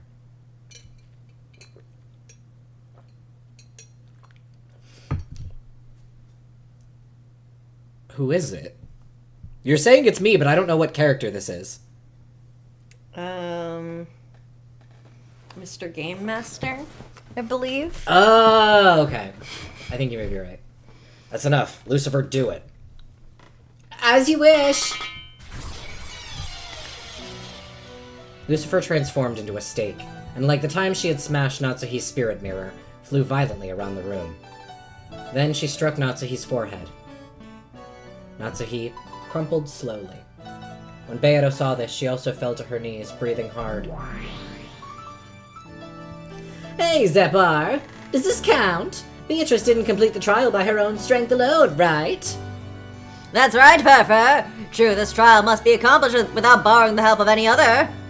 But maybe this is an exception. A pair in love are as one. This doesn't count as help from the outside. Badler-san? Did you really have to scare me like that as soon as the first twilight? My apologies. Sorry I didn't listen to your instructions. Instructions? Well, I didn't stay in my room. Beato hung her head apologetically. When he saw this, Badler scratched his head uncomfortably. In that case, I should apologize too. I should have chosen my words more carefully. No, you did nothing wrong, Father. I mean, Badler-san. It's okay. Call me whatever you like. Huh? Battler had always looked at the new Beatrice sternly. However, that was gone from his expression now. Sure, the old you may have called me just Battler. At first, I might have tried to force you to speak to me that way. But that would be pointless. You are Beato, but you're still you. Keep apologizing, Battler, you're not done yet. Yeah, you're gonna have to be saying I'm sorry for a real long time. Maybe even have to stand outside her house while it's raining for it. You can call me whatever you want. Battler-san! Sure, that works great. Can't say being called father is really my thing. Not into that. Yes. Earlier she had hesitated just to say Battler's name at all. If Battler had told her to say his name without honorifics, she couldn't have done so right now. And even if she had, that might have hurt Battler even more. However, now she was allowed to call Battler by his name. You just had to look into her eyes to see how happy this made her. Unfortunately, right now they were closed. And blocked by text. I heard from Zepar and Furfur. It seems a strange game has been started. As if you weren't the one who's writing this fucking episode! Yes. Sorry for getting involved all on my own. Seems a strange game has started within my game. It's like Gwent. What? It's the card game in The Witcher 3. I don't know anything about Witcher. That was just the first game within a game I could think of. I don't know why. Oh, it's like we're playing Triple Triad. Final Fantasy. Is it a 14? Yeah, I have Okay. never played it. I see. I just know that it's a game within the game. I've heard of Triple Triad. I don't think I registered it as being a game. I just thought it was one of the 17 different types of, like, dungeon runs that you can do. No! It's a fucking card game, I think, see. that you can Zerk really likes it. I have never touched it. That makes sense, because, like, Zerk is into Yakuza, and you have to be a sicko for games within games if you like Yakuza, I think. Yeah, you really do that, because that's how you make money, I believe. Yeah, which I respect. Beto is doing the fishing minigame.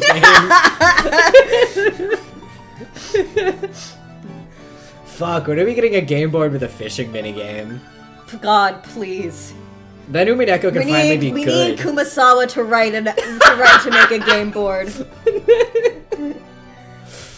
Here's how Kumasawa Triss can win. I mean, Virgilia was a Beatrice. This is true. Virgilia is Kumasawa Triss if you think about it. Game Master Virgilia win. No problem. That reckless way you leap in before you understand is really like you.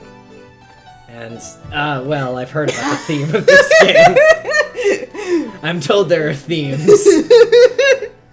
Apparently you're supposed to play it in pairs. Yes, that is correct, Lord Battler! If you can succeed in winning through our trial, We will bless the pair of you and bestow a miracle of magic upon you! Seems these guys have been giving their power to Beato's golden butterfly brooch. That means its effectiveness is guaranteed. We've been stuck with each other for a long time now. Nothing wrong with playing this sort of game every now and then. She's been alive for like a week. Not even 3 days. Yeah! She's 3 days old. Battler-san! Oh, did you hear that, Furfur? It looks like Lord Battler is joining in as well. That's no surprise. After all, we've known since the beginning. Welcome to our trial, Lord Battler. So, who will your sacrifice be? I've already done my part. Go and check if you want. Very well, Lord Battler. Come, Furfur, let us check. Yes, let's. But Zepar, this means that all 6 lovers have succeeded in their trials, right? What should we do next? The resolve of all 6 is the real deal. Let us test them further in the next trial, after this break. After these words from our sponsors. This love trial is brought to you by Squarespace. The 2 noisy demons disappeared. They had apparently left to go check on the sacrifice Battler had killed. Better than what I was going to say. What were you gonna say? BetterHelp. I also thought of BetterHelp as soon as I said it. They had apparently left to go check on Also the agree! All of us. All three of us had the same thought at the same time. Yeah. So beautiful. They had apparently left to go check on the sacrifice Battler had killed, and also so that Battler and Beato, who could finally look each other in the eye and talk, could have some time alone. Hey, girl. What do you think of the tale so far? Fucking weird, honestly. Thank you! Hachijo would take that as a compliment. When suddenly asked this question, Angie immediately came to her senses. Then she realized that she had been immersed in Hachijo's tale. Fuck, I cared. She fucking got me. She felt a bit defeated and tried to look displeased. Angie is such a fucking brat. You cleverly tried to distract us with this love trial stuff, but exactly 6 people have died setting up the first Twilight. Impressive. Oh, you're right. I hadn't realized.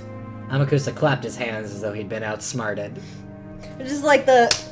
Yeah. Yeah. You got me. Doing the clap point. Being Yeah. like, oh, shit. Even though he... Even though he figured it out before me, he played the fool. Fuck that guy. That's simply because the number of lovers just happened to be 6. Oh, it just so happened. The fact that it matched the number of the first Twilight was half coincidence, half design. It's a bit more interesting that way. Feels more like fate. Humans have the bad habit of taking 2 meaningless phenomena and trying to link them together. Trying to make things seem as though like fate is a trick of books. I guess you aren't a fan of Destiny and Miracles, lady. It's like UFOs. Everyone knows about them, but no one has ever seen them. There's a cool metaphor. I hate him. I hate her! She looks so proud now. So, normally I try to skip over all the love and illusions and call them unnecessary, useless scenes for the mystery. I love that he said her metaphor was cool and she smiled. And she looked smug about it. She's so pleased that he thinks she's cool, even though she will never admit that she in fact cares about his opinion on things sometimes. She has her image to uphold. What is Amakusa but Ange's hype, man? Truly. But Okanogi-san disagreed with that way of thinking. He thought that by looking at things without love that way, the truth could never be reached. No, you mean President Okanogi's catchphrase. Without love, it cannot be seen? Yeah, that. If I put aside my anger at the person who killed my family in a story, and even speak with respect for Madame Hachijo, the one who wrote the story, then there must be a point to this depiction. After all, she's used up all these pages talking about love and trials. In other words, those are the themes and keywords of this tale. I love how often episode 6 will just straight up use the word theme. I'm realizing this must be some sort of theme. Oh ho! And there are many who claim that all words not written in red ink are not worth reading. Extremely true statement. There are many who claim this. It is an honor, child of man, that you have read the black letters as well. What black letters? I don't have to waste all of my money on red ink anymore. It's really expensive. Oh, that's true too, because she does canonically write her stuff in pen and then with a typewriter, I think. She does have to buy physical ink. I'm fucking crazy. What's wrong with her? Everything. This is true. Stories are written because the writer has something they want to communicate. Me when I'm looking straight at the camera. And some writers feel that it's unrefined to lay everything out too directly. All of this about how you'll never reach the truth without love has shown up many times in the works before this one. This new work makes that even more striking. It means that this is the one thing that the writer wanted to tell the most. The thing that they want us to think about the most. Hello, audience. This is the thing that the writer wants you to think about the most. Hi, I'm Rikishio7. Hi, I'm Ryukishio7. Thank you for reading my sound novel. When you think about it, there have been many scenes about love ever since Beato first appeared. Even the first time she appeared before Shannon, she spoke clearly about how love was the single element of the world. And the golden butterfly brooch she had given was also an item for love, and turned out to be composed of 2 love demons. She had said that she enjoyed sowing seeds of love and watching complications arise, and when Shannon stopped borrowing her power, the reason for her argument was also love. After her interactions with Battler started up in full, scenes about love were toned down for a while, but the "without love it cannot be seen" definition of magic has been mentioned repeatedly. I love rereading episode 6 because the first time I read it, I did not get it at all, so seeing the point emphasized over and over is so funny.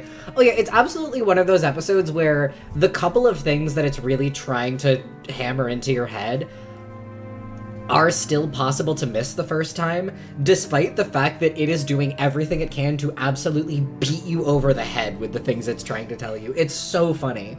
It is such a good episode and to, like, revisit when you're done, because you realize just how much episode 6 is, like, spoon-feeding you so many things.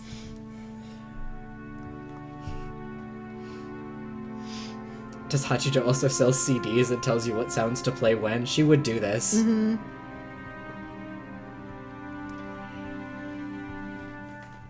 Remember to play track 6 when this scene happens. It'll make a laugh appear from the... What the fuck did I play? CD? A CD player? CD play? Your Walkman? On your Walkman! On your Zune! Your Zune. It is the 90s. God. She structures her novels like an LP archive post where they write like the BGM line so that people can open the YouTube tab in a second window. And Sanjay a cassette. Then, in the tale right before this one, when Beato became like a doll... Did you know that there are iPod to cassette tape converters?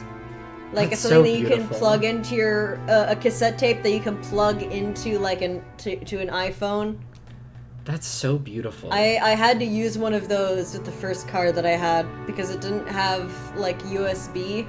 Oh, wow. Yeah, because I knew that there were... But I it knew did that there still were, have like... a cassette tape player. That's amazing. That's so beautiful. Then, in the tale right before this one, when Beato became like a doll, several scenes made it seem almost as though Battler had accepted each other as rivals. Or possibly something more. In the end, Battler had regained some memory, and his impression of Beato had undergone a complete change.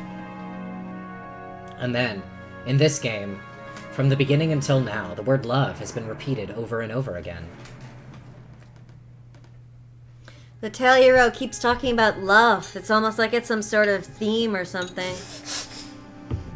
However, that's not Maria One-chan's viewpoint or Beatrice's viewpoint. It's Hachijo Toya's viewpoint. It's Hachijo Toya's view. Correct! That is what I wanted to tell. And it is my own sort of answer.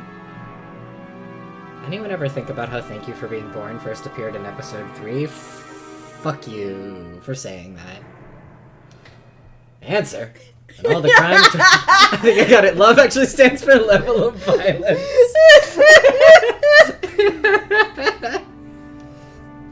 And all the crimes 12 years ago were a trial of love started by strange demons. Ridiculous. I didn't come here to read a romance novel you wrote. Involving my family members for some reason. What I want to know about is this truth that you claim to have reached. NJ is less conceptually opposed to that than you would like her to be. Foolish child of man! After reading all this, do you still not understand? With an obviously condescending gaze, Hachijo shrugged. It was clear that she was trying to provoke NJ. She was probably hinting that Anjay should just go home if she was annoyed. If you're going to read my noble work and not even attempt to see whether you understand it, then get out. Normally, Anjay would already have thrown a fit and left. However, she couldn't do that. Love being level of violence is crazy, but so is XP being execution points. Undertale is so... It is truly something. However, she couldn't do that. Though she didn't like someone else toying with her family's fates in a story. And he reused Megalovania again for the 3rd time. Yeah, that's true. He remixed his own song for the 3rd time in a third different thing, and we just let him also get away with that because Megalovania fucking slaps. We all let him get away with it because it bangs. Every version of keep on saying Metroidvania. Megalovania is really fucking good. This is true.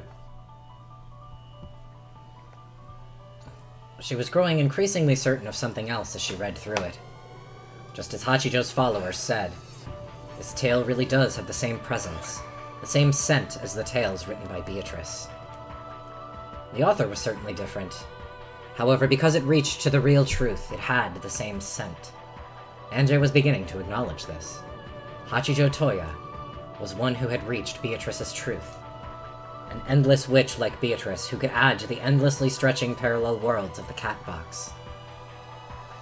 If one has reached Beatrice's truth, they can create a new tale, whoever they are.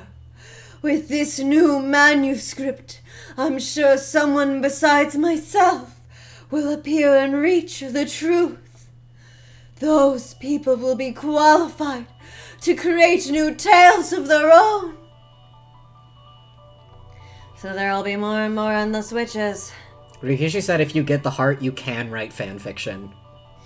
As long as you understand Umineko.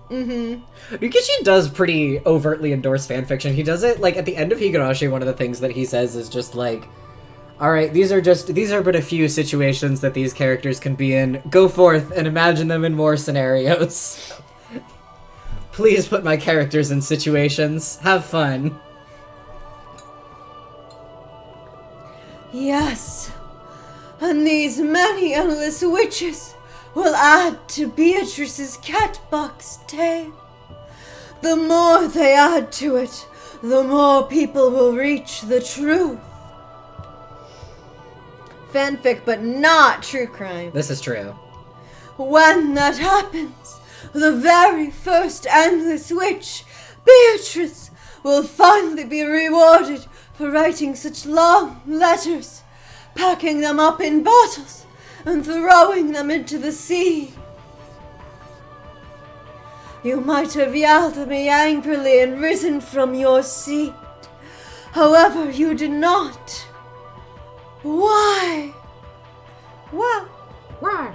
I hate to admit it, but I'm starting to think that your tale has some kind of truth or hint within it. You think there might be a hint somewhere in this tale, No, Andrew? fuck you. I already have my own ideas. However, that's no more than looking with a single eye. Rikishi said if your fic is OOC, you're getting twilighted. Yeah. You have to understand the heart first, otherwise you're not allowed. Unless I accept a different viewpoint from my own and look at things from more than one angle, I'll never be able to see the truth in 3 dimensions. That's my interpretation of without love, it cannot be seen. Very well, child of man. Perhaps, as the final survivor of the Shiramiya family, it was fated that you would find the truth and become an endless witch. I exist only as the guidepost to awaken you as the true successor. Anjay Beatrice. No, don't put me in grayscale! Sometimes I don't understand what she's saying. However, she knows something. And maybe she has actually reached the truth, as she claims. In other words, I didn't learn the truth even after reading the 2 message bottles Beatrice left behind. And now I'm reading tale after tale filled with hints. So, you sense our challenge is provoking me to think. The scene does remind me that I think it's very cute that it is common parlance within Umineko fandom to refer to certain types of fanfics as forgeries. People be like, oh, I wrote a forgery where this happened. And I'm like, I don't know, I'm very charmed by that. Mm-hmm. Voicing Hachijo makes me lightheaded. Yeah, it does seem like the kind of voice that would make you have to both take in and expel a lot of air. So these hints are challenges, provoking me to think. Indeed. Perfect. I'll find this truth that you say you've reached. It's a good thing I came here. That it is. It's a good thing we had this conversation, so now I know to think about the hints and themes contained within this episode. What? Oh, like a site that Grace watches TV shows on just grayscales it when you pause. That is really why. I think there was a site that Nine and I were using to watch Yellow Jackets for a bit that did the same thing. That feels if so I remember annoying. right. Yeah, I mean, like, we just didn't pause very often, but yeah, taking screenshots is annoying because it fucking puts it in black and white. Why does a piracy site have, like, anti-screenshotting measures? That seems hypocritical. I invited you here because you hadn't found it yet, child of man. But the truth I see and the truth you see overlap. Just as you see things with a single eye, so do I. Now that I find you, I can finally see the truth with both eyes. Pausing the show sends you to Purgatorio. So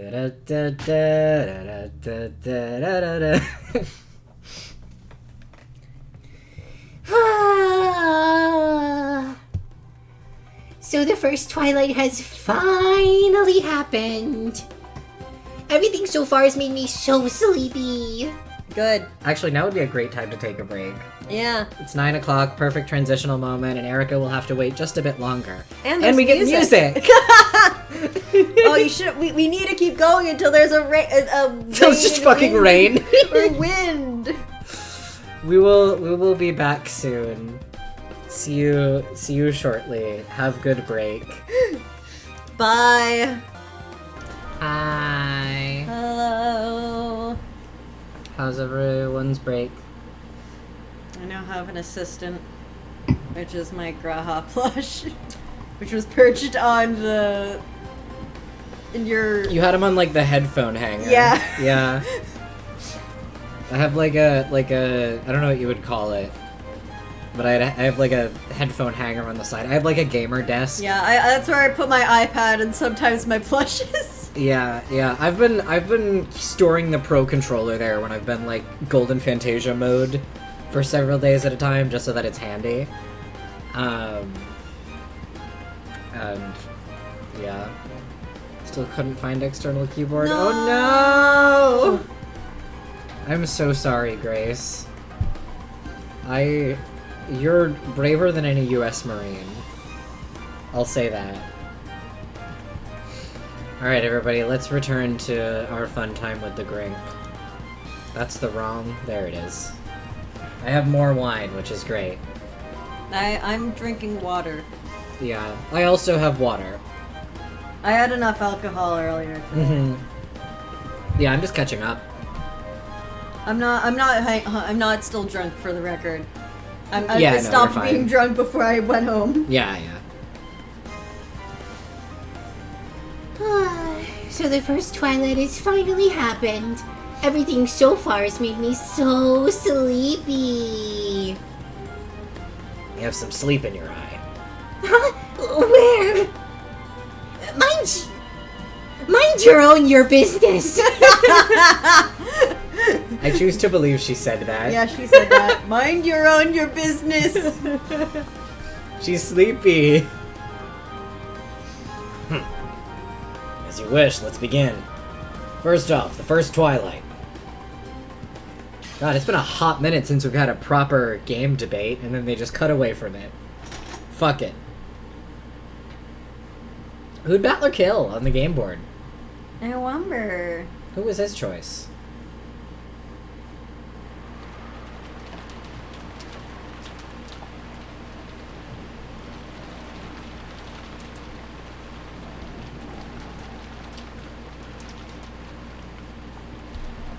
Erica was dozing off on her bed, so when a knock sounded on the door, it took some time before she noticed.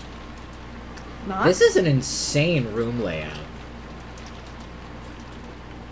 Yeah, what the fuck? Are you seeing this? Yeah. What the shit? Where does this fucking door go? Oh, you know. She looked at the clock and saw Closet? that did not look like a closet.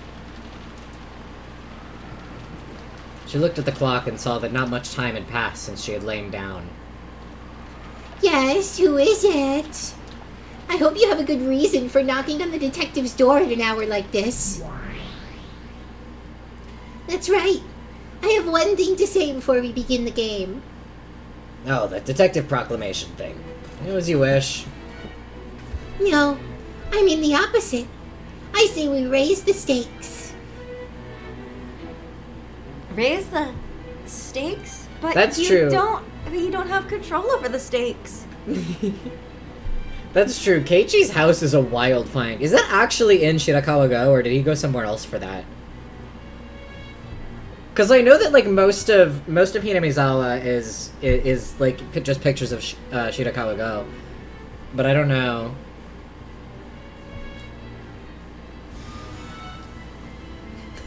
I thought they were 18. All 7 of them?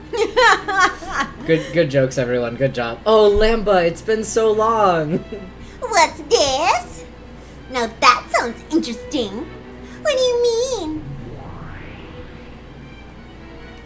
It's simple. Battler got a shot off at us in the last game. So if Erica does the same in this game, we're only even. Wasn't the last game a tie? We failed to win a game that should have been a shoo-in, right? If that isn't a loss, I don't know what is. Right, Erica? Yes, my master. If I hadn't failed so miserably, we would have won that game easily. Thank gods. I've been thinking this whole time that we have been too bereft of Lambda Delta. Mm-hmm. Whenever Lambda Delta isn't on screen, characters should be asking, where's Lambda Delta? Yeah.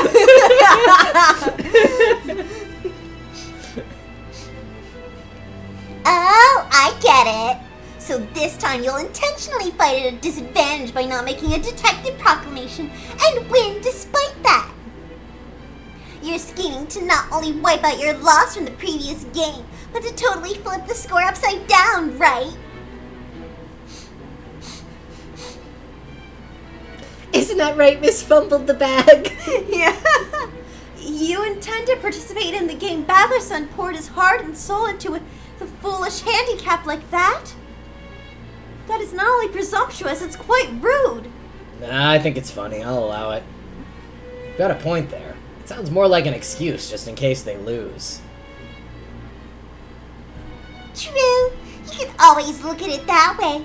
If they win, it's a great victory, but if they lose, Erica's side has a nice little excuse.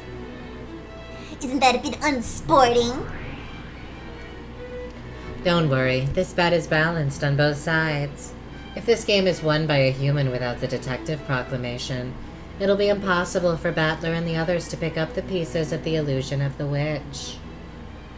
But on the other hand, if Erica loses, that detective trash will be sent into the depths of oblivion along with the worst possible fragment.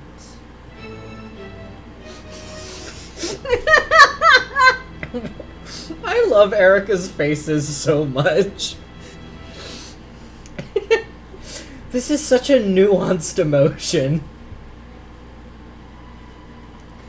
See, that's balanced, isn't it? An ultimate victory with a mere human, not a Superman detective destroying the illusion of the witch. She's putting her own destruction on the line to make that bet. I've gotten bored with these sluggish repeating games that you and the former Beidou made. So we're raising the stakes and settling it all at once. Well, that is true. If Battler makes it through this game, it'll mean that Battler has won Beidou's game and the game will end. In a sense, it's a showdown you can't escape, right? I see your position. Are you okay with that, Erica? Yes, of course. In order to regain my master's trust in me, which was lost by my previous defeat, I will risk even my own destruction. Is that of your own will? Blink What's my own will? Blink twice if you need help.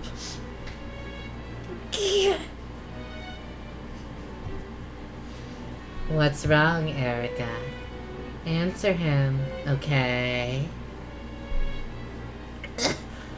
Obviously, this is my own will. I certainly will not lose. Even without the detective proclamation, I will defeat you no matter what. Bird drunk. Now banish the illusion of the witch wearing one of those T-Rex suits. You know, the inflatable ones? Battler-san. No, make it one of the Among Us suits. Sure, that's fine. If that's what you want, I'll accept that challenge. Thank you very much. I'll make sure you regret it. After all, when Bentley played for the human side, he never had anything as convenient as the defective authority. All he was allowed to do was use the balloon in truth and demand Bay to repeat things he said. Exactly. In a way, the last game was unfair. We failed to win despite that, which is why it was no different from a loss. Do what you want. If you feel like making a detective proclamation, do it whenever you like. I understand that you're holding it in reserve at the moment. As if I'd do such a thing against an opponent like you. Then get started, you two. I'm already starting to get bored. Leave it to me, my master. Sissel, what? What are you just going sicko mode about? I'm stinky. I will destroy the illusion of the witch for you without fail.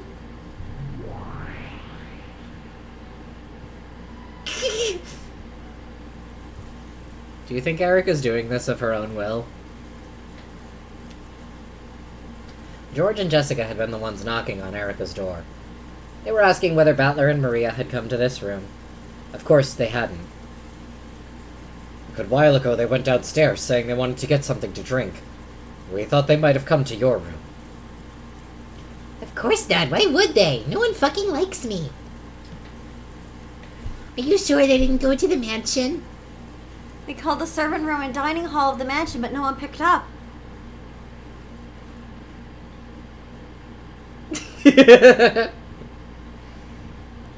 Please stay here, you two. I'm going to go check the mansion. Hey, it's dangerous to go out this late. How could a stranger sneak into this sealed-off island? Stay in that cousin room of yours. Sissel, do you have some opinions you'd like to share on Erica? Where even is he? Is he in your room? Sissel! Baby, come here! Stop crying! Oh no, he's behind me. Hi!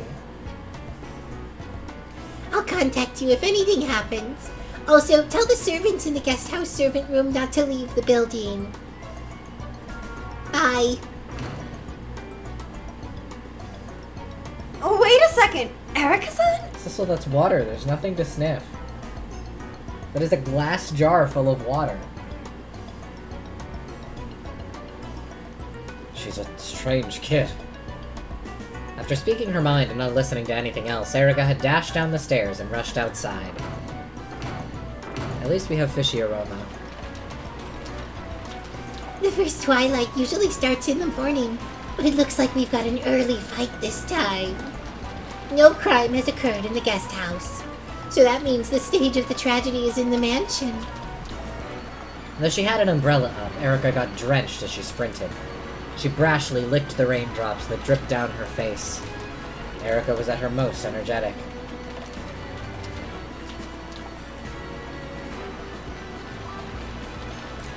According to her memory from the previous game, The entrance hall to the mansion would be locked after the start of the family conference. However, the lock was undone this time. Had someone unlocked it, or had the lock not been set, or had it not been possible to set the lock? Well, no point thinking about it now. After all, that might just be a whim of the Game Masters. Ow! You don't need to bite me. I'm petting you. Yes, I do. As soon as she entered the entrance hall, the door to the parlor had been opened violently. I think I almost just said violence hall. I did that thing where you read the next line at the same time by accident. Out of it flew Goda's large body. Ah, good evening, Goda-san. Is something the matter? Oh, whoa, whoa, whoa, whoa, whoa, oh, whoa, whoa, whoa, whoa, whoa, whoa. What the fuck? Police! Ambulance! Whoa, whoa, whoa, whoa, whoa, whoa, whoa, whoa! That expression really is wonderfully pathetic. Just perfect for the first one to discover the crime. Please calm down. How could the police or an ambulance get to an isolated island inside a typhoon? Go to Sissel impression. He does say this. It's so important he's big. They have to remind you that Goda's fucking huge and jacked. I'm sure the phones are out anyway, so please calm yourself. I love when she does a sprite change right before a scene transition. Yells from Kraus and Rudolph's group could be heard from the parlor. Their shaken appearance perfectly signified the coming of the first twilight. Well then, give me the victims, the scene, and a reconstruction of the situation. Those who left to take a break didn't come back, so the adults went to the parlor.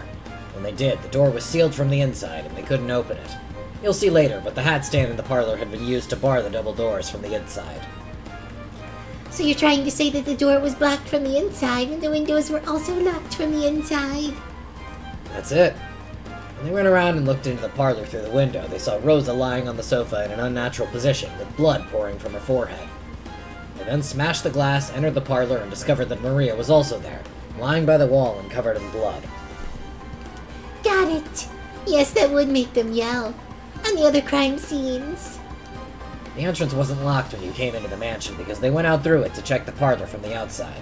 It had been locked before they left through it, so there was a chance that the others who had gone missing were lying elsewhere within the mansion. And the adults are now searching the entire building. So, do the places the victims died match that long, crazy delusion you showed earlier? They match. Rosa and Maria were in the parlor. Beyond that, Natsuhi was in her own room and Kirie was in Krause's study. I love me some duct tape. Hey, it's not quite duct tape time yet. The packing tape she had's fucking sucked ass. So Yeah. She hasn't been using it. Yeah, sad. I'm sure she won't get her hands on anymore. Nah. Ava was in the Rose Garden. No, wait, she was moved to the VIP room, wasn't she? Oh no, sorry, wait. Rosa and Maria were in the parlor. Beyond that, Natsuhi was in her own room and Kirie was in Krause's study.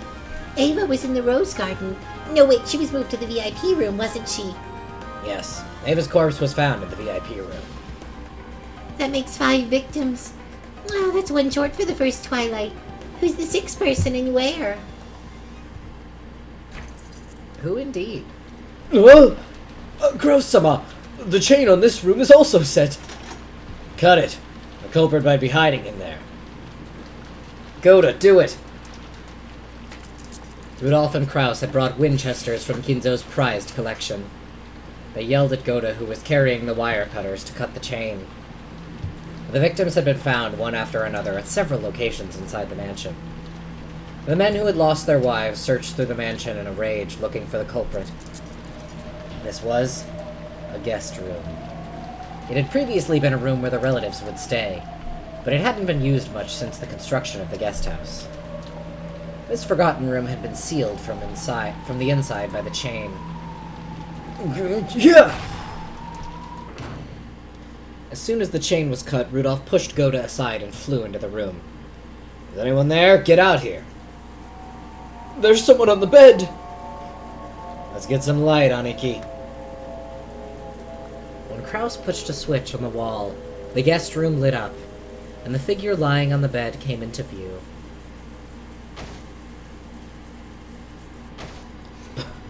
Battler! Rudolph crying sprite! Yeah! He is the only character who doesn't have a crying sprite in the question arcs, but gains a few in the answer arcs. Battler! Damn it. What are you doing in a place like this? Rudolph's knees crumpled, and he fell over Battler's corpse. No words could console him as he cried with a mad sorrow. In a single night, he had lost both his wife and his son. During this time, Kraus checked the window in the bathroom, and searched the closet to find if anyone was hiding there, but found no one. Battler. Battler. Damn it. Oh. How sad. I can't believe it, but this room is also a closed room. What? Again? Yes. The study where Kirie-san was, Natsuhi's room, the VIP room with Ava, the parlor with Rosa and her daughter. No Battler code in this guest room. They're all closed rooms, aren't they? I don't understand. It couldn't be suicide, could it? That's impossible. How could this be a suicide? Battler.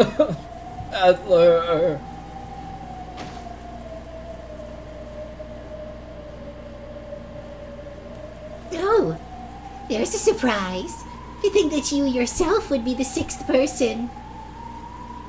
It's more interesting to kill yourself off every now and then. I fucking love that line Yeah. so much. Yeah. I think in the manga, the line he has gets translated as something like, it's more interesting to kill yourself sometimes, or whatever. Yeah, the red in Rudolph's face, like that he is flushed from crying, is a really nice detail. And all the crime scenes are closed rooms. It's a murder that couldn't have been performed without magic. Isn't seeing through that the point of this game? In other words, it must be a murder that could have been performed without magic. After all, if it really could be done only with magic, this wouldn't be a game. That's an interesting thought. Yes, that is the sort of game we've been playing. This game is fair. The goal is to explain without magic the strange crimes that are claimed to be caused with magic. Hi, I'm Nikishio7. Here's how you read my visual novel.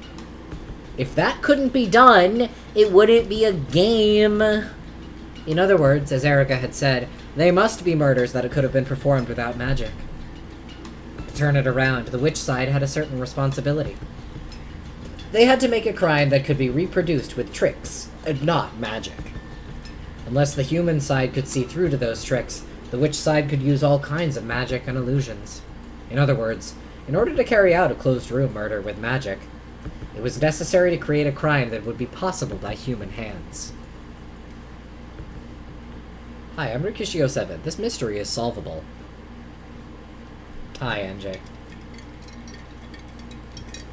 Now I understand. I see why when I ordered the Seven Sisters to kill my classmates back at St. Lucia's, they couldn't do what I told them. I understand the meaning of Mammon's words. Magic can only do what you can accomplish by your own hands. Is that it? At that time, if I possessed the determination to kill my classmates, no, that's not it. At that time, if I'd been capable of killing my classmates, capable of pulling it off, the Seven Sisters of Purgatories would probably have pulled it off for me. They could only accomplish what I could do myself. Now that's not even it either. They could take what I had accomplished and turn it into magic.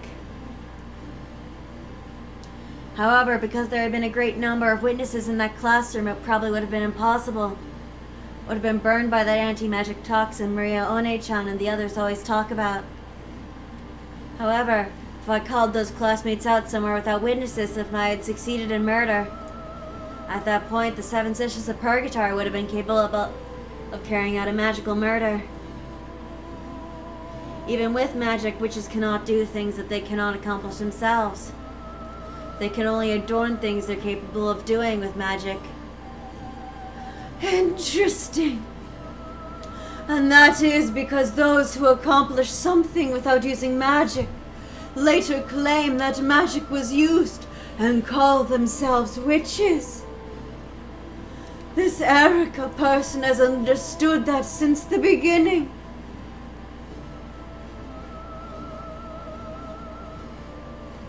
I was just reading chat real quick. Oh, yeah. That's why she will never surrender to witches. She is confident that it must be explainable with tricks. The old battler was toyed with so frequently because he did not possess that conviction. Once they see through that rule, the witch loses any chances at victory. That's why they have to make their opponents surrender before they see the truth of the rule. The longer the match is drawn out, the more hints are given, the greater the witch's overwhelming disadvantage becomes. Once again, this reasoning keeps spinning around in circles. Why did Beto let this game get drawn out until she lost? Why, indeed.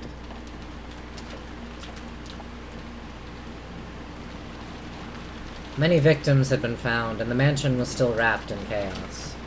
Hideyoshi's group seemed to have gone to the guest house, worrying about the safety of the kids there. Kraus and Rudolph's group was in the hall, talking about what should be done next. During a short gap in this chaos, Erica dashed all about the mansion. She was checking the crime scenes.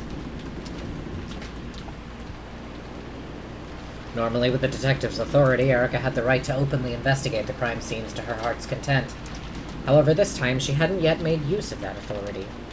She was a guest and an outsider, so there was little to no chance that she would be allowed to investigate. So, she was forced to quickly check all of the crime scenes now, while she could still run about as she pleased. In the servant room, there had been a clear folder containing a sketch of the mansion's interior. Because she had borrowed that, she knew the locations of all the rooms. Erica skillfully made her way through the mansion, dashing into each crime scene in turn.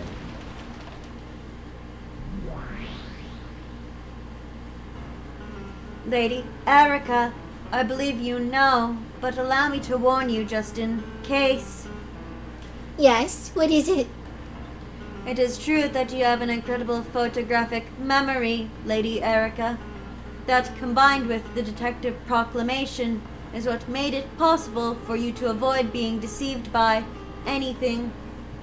Yeah, I get it. Since no detective proclamation has been made about me, even my photographic memory doesn't count as foolproof evidence. Of course I understand that. Still, that doesn't mean I can afford to miss viewing the crime scenes directly. After all, in the last game, my pride in that regard led me to a truly miserable failure. For example, by this argument, no matter how well you examine a person's corpse, you could not even guarantee that they were not faking their death with an absolute certainty. Most probably, features of this situation must be individually confirmed by telling Battler to repeat them in red. 2 seconds.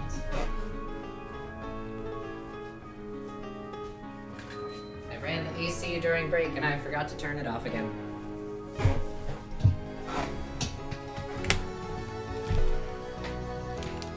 I'm back. And I'll need to use the blue truth liberally in order to make him. I understand. Let's start with the basics. The lack of the detective's authority is no handicap. It simply means I'm fighting under the same conditions Battler once was. Yes. This fight is retracing the old days when Battler and Beato fought so fiercely. I have nothing as convenient as the detective's authority. I just have to truly fight the same way the old Battler fought. Thinking of it this way, it may be true that I was given quite a favorable, unfair position last game, just as my master has said. I can't do her narration in voice. OMG, Blue? Liberally? What the hell? This game's got pronouns in it. It may be difficult without the detective's authority, which is also my pride and honor as a detective. But I won't let that be a handicap. I know what magic is, and I'm fully aware of how to fight with the red and blue truths. I know the way to fight in this game many times better than the old Battler did. I quickly visited the VIP room, Krause's study, and Natsuhi's room on the second floor, as well as the parlor and the guest room on the first floor. This time, checking with my own eyes, as I had failed to do in the last game. First off, all of the scenes were made to look like closed rooms. Probably of special note was the fact that the master keys could have had nothing to do with the trick. Of course she has blue truth and pronouns. The closed rooms were all made without relying on any elements that could be locked or unlocked from the outside by a master key or something else. The windows were locked from the inside, and the doors were all locked and chained. A master key could get around all the locks on the doors, but not the window locks or the chain locks. I haven't yet had Battler confirm that it's impossible to manipulate those from the outside, but I'm sure he'll be able to say it in red. It'd be stupid otherwise. I understand. Right now I am a mere human. I can't even properly confirm the death of the corpses. Last time I neglected to check the corpses and let a massive bit of magic get by me. I won't fail like that again. If I did, I wouldn't be able to face the master I am so indebted to. Wow. So much about this another theme. Being created by someone and feeling like you have to dedicate your entire existence to them. Curious. Funny that. Erica thinks she's immune to themes, but she's not. Erica's incredibly immersed in themes. You are not. You best start believing in themes, girl. You're in one. Lanor? We have checked all the scenes and finished gathering information. Here is our report. Go ahead.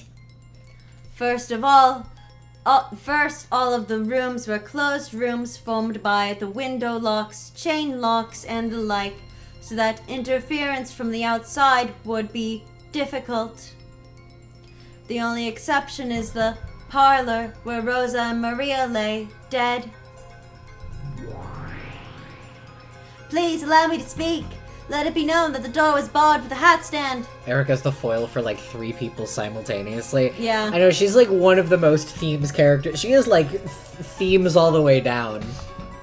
Erica is made nothing of but themes themes. only. She's a hollow husk of themes. Please allow me to speak. It is thought to be substantially the same as a chain lock in that it can only be set from the inside. Cornelia is so cute. She's literally adorable.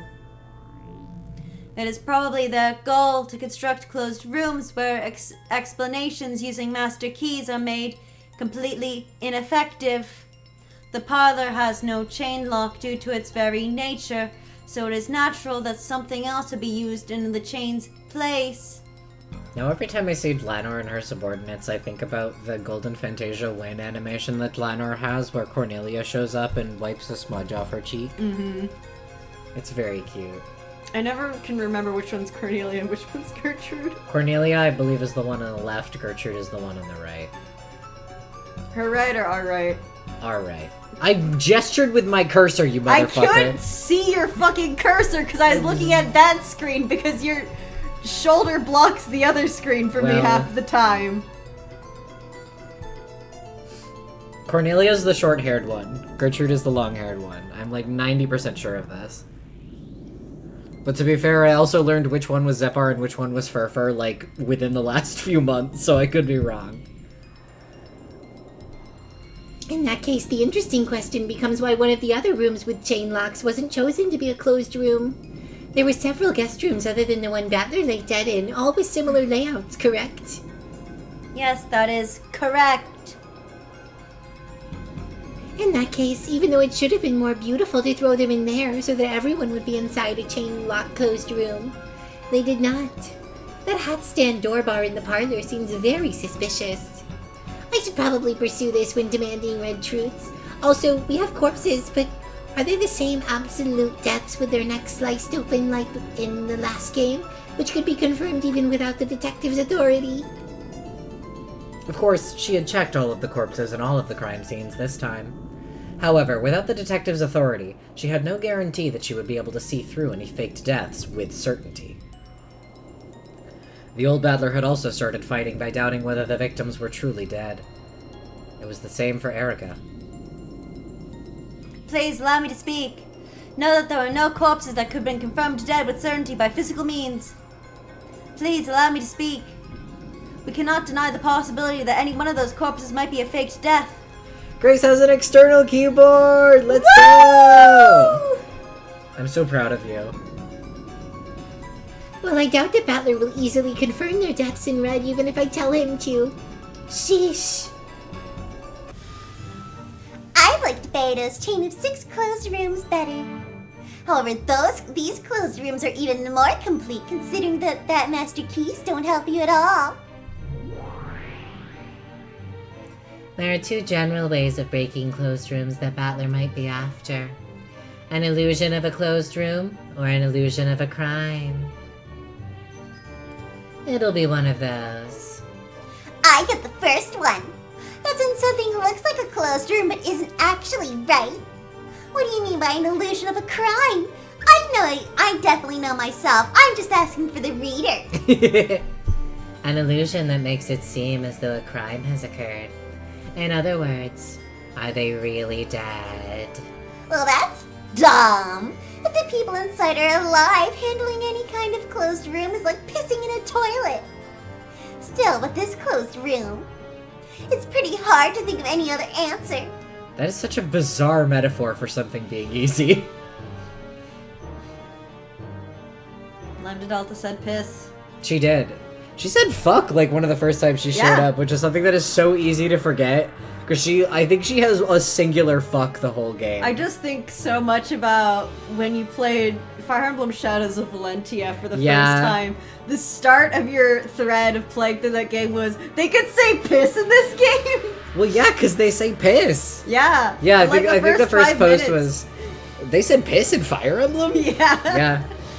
Because they did, it was shocking. Especially considering that game is voice acted. Yeah. They voice acted piss in The Fire first Emblem. fully voice acted Fire Emblem game had them saying piss in the first 5 minutes. And that's why Shadows of Valentia is peak. Mm-hmm. What about the endless possibilities of manipulating the chain lock from the outside? We don't know if there are secret doors, ways to kill from a distance, chances of suicide, and even when these are complete closed rooms in the first place. Fully voice acted piss gives a different impression, Josh. And I'm standing by it. We talking while they piss. I already know since I'm looking at Battler's game board from the underside. But these are perfect closed rooms. They can only be constructed from the inside, and there exists no method by which to construct or deconstruct or interfere with them from the outside. Can you say that in red? No, bitch! That'd be a little too rude to Battler, so no. If you do love me, you must see my words as a red truth already, right? And the closed rooms are perfect. In other words, this is an illusion of a crime. It does seem that way. If so, these are all trick closed rooms. Doesn't that mean that everyone got so pissed at Erica bragging about detectives and stuff that they joined together and set up a fake murder to make fun of her? Oh, is that the right answer? I'm like a super detective. Star! Star!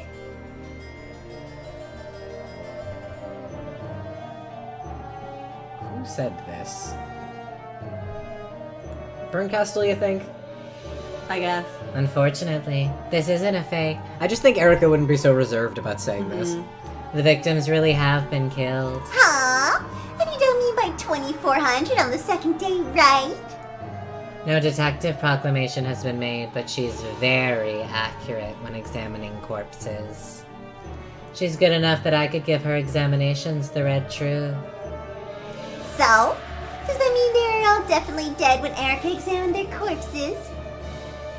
Yes, that's right. Totally. But you won't say it in red to her, right? And that poor Erica must have wanted so bad.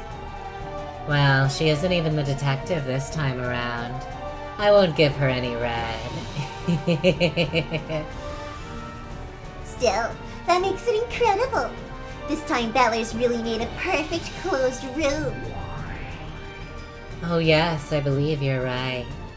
Will Erica be okay?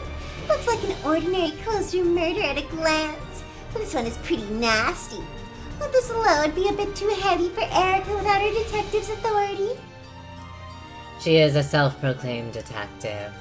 I'm sure she'll pull through. If Battler and Beato are defeated by a mere human who isn't even a detective, they'd fall apart in the most exquisite way, don't you think? And even if Erica loses, you get to play by throwing her into the worst fragment and knocking her into the depths of oblivion. Exactly. No matter how it turns out, it won't be boring. You really are heartless, aren't you? Well, wringing out this black cat like a towel and licking up every last drop is bliss to me. Beato's game board did entertain me for quite some time, but we've already wrung everything we can from it. It'll be over with this game. There's no more episodes after this. So, in the end, we really must let Battler and Erica bet everything in one final face-off. I wanted to play with you forever in this game. What a shame. Come now. I've spent plenty of time with you already. Go find me another interesting game. If you do, I'll play with you again. Ah, yes, you really don't let me get bored. That's okay, Burncastle. Seeing your face twist with anguish is the one forbidden honey I found for myself. Lambda Delta had guaranteed that it was a perfect closed room. Burncastle had guaranteed that it was a perfect murder. A perfect closed room and murder. The witches hate a killjoy, so they haven't said anything with the red truth yet. Pursuing that was the role for Battler and Erica.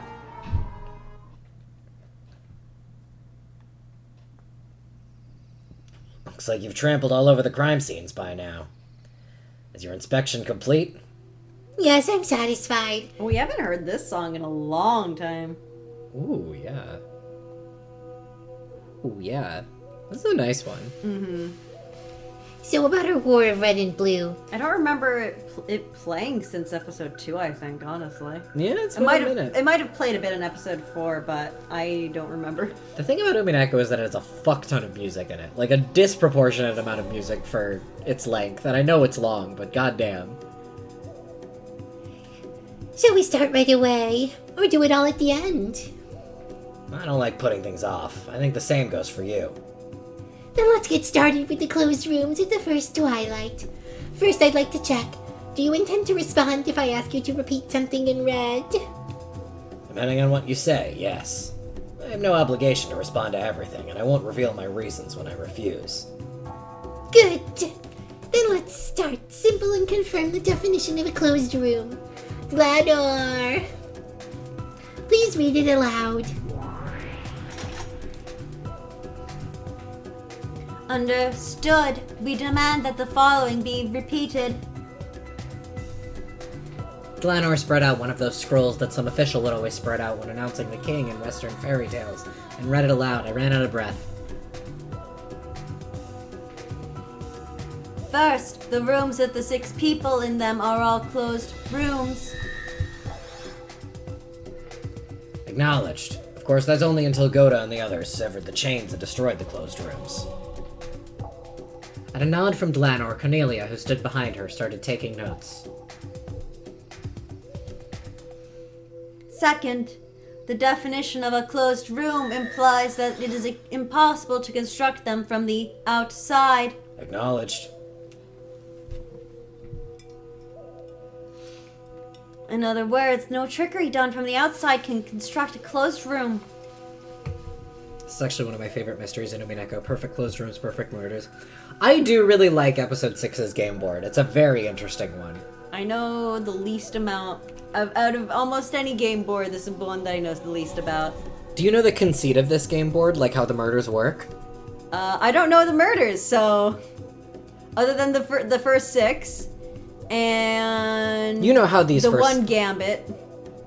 You know what happened with these first 6 murders. I know what yeah. happens to these 6. Yeah. I don't know anything else about this game board. I think the fundamental trick carries through the episode. Mm-hmm. It is not permitted for a chain lock to be reset from the outside by a cleverly used wire, for example. Hey, remember earlier this episode when Valor was in a room? Well, we didn't know that was Valor. Sorry, it was so ambiguous. Yeah, some mysterious person was locked in a room. That when that person was locked in a room, who I definitely didn't Phoenix, give right? a voice. Yeah. That man. If you're My wondering next why fave we're- is second game, fourth Twilight. What was that one? Oh, I have such a bad memory for this. It's after the Praise My Noble Name, because that's third Twilight. Who died second game, fourth Twilight? I just straight up don't remember. I know the game boards, but I'm blanking on this one right now. Shannon George Goda in Natsuhi's room. Oh, Yeah. that was a really good one. Yeah. Thank you. I just can't. There's so many episodes. Is the thing. I think that's more than just the fourth Twilight. I think that's a couple Twilights right there. Just a few.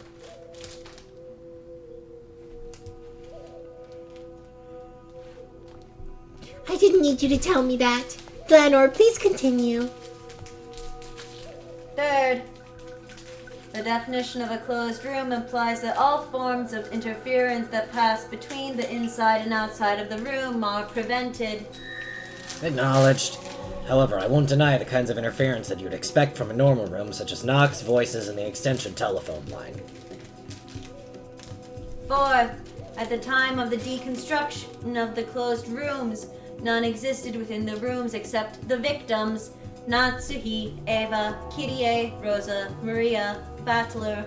That is true, Grace. It does have your favorite, indisputable, incorrect blue. And I think that's beautiful. Send it to me, I don't remember. Grace's famous blue truth? I remember the episode 5 one. Knife? Another one? No. We're talking about episode 2.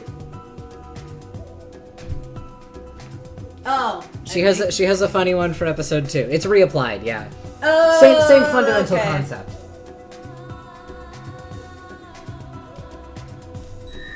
Acknowledged. In this way, they could confirm whether or not the culprit had been hiding inside a closed room. I reused the ice knife, put it back in the mold. Exactly. Instead made it be blood. Grace had a beautiful bullshit blue truth. Her ice knife was her small bombs. I just remember it from Blood Knife for episode 5. Yeah, because I think for episode 5, something was wrong with ice knife, but you could do blood knife or something.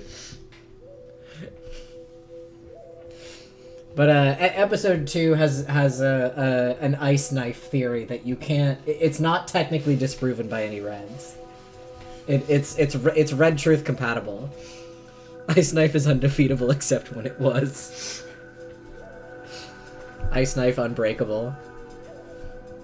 If the culprit had slipped out. Favorite JoJo arc. If the culprit had slipped out of the room after the discoverers had noticed the murders and then walked away, it would have been possible to construct an illusion of a closed room. Because Battler had acknowledged their statement with the Red Truth, the possibility that the culprit and the victim had both been inside the closed room at the time of the crime, and that the culprit had hidden under the bed and snuck out after the discovery of the crime, had been denied. Can't even melt it. Please melt it, it's necessary you melt it. Fifth, no murder was committed after the deconstruction of the closed rooms. I refuse. Why? Because the victims really were alive after the closed rooms were destroyed. So Krause and the others who barged in were the culprits and committed the murders then. In other words, they were post-closed room murders. Is that why you refuse? Just fades out. Not at all. The murders will continue to occur, so we cannot say in red that no murders will happen after this. Jeez, with twisted logic. You probably see what we're getting at. Krause's group cut the chain and destroyed the closed rooms, then killed the people inside. I just want you to counter this. Lady Erica, it is insufficient to refer to Krause's group as an unspecified number of people. Twisted logic in my Twisted Logic game? You should first determine which humans entered the room after the closed room was deconstructed. You mean to tell me that the witch's side uses twisted logic to achieve their goals? And clever wording? And clever wording? You mean to tell me that I might have to do interpretation to the red truth? This is bullshit. Please allow me to speak. Accepting the victims, those who entered the closed rooms were Kraus, Rudolph, Hideyoshi, and Goda. It's so litigious. I'm obsessed. I love it. I love how much they have to lay out the explicit details. It's very interesting. Please allow me to speak. This is based on spoken testimony. Know that there is no proof that the others did not enter. I know that already. Let's have you repeat that. After the deconstruction of the closed rooms, then, excluding me, only Kraus, Rudolph, Hideyoshi, and Goda entered the rooms. Sure. Acknowledged. However, this only applies to the current point in time. It's possible that some later development in the game will cause more people to enter. Repeat it. Kraus, Rudolph, Hideyoshi, and Goda are not culprits. Butler put his finger on his chin, deep in thought.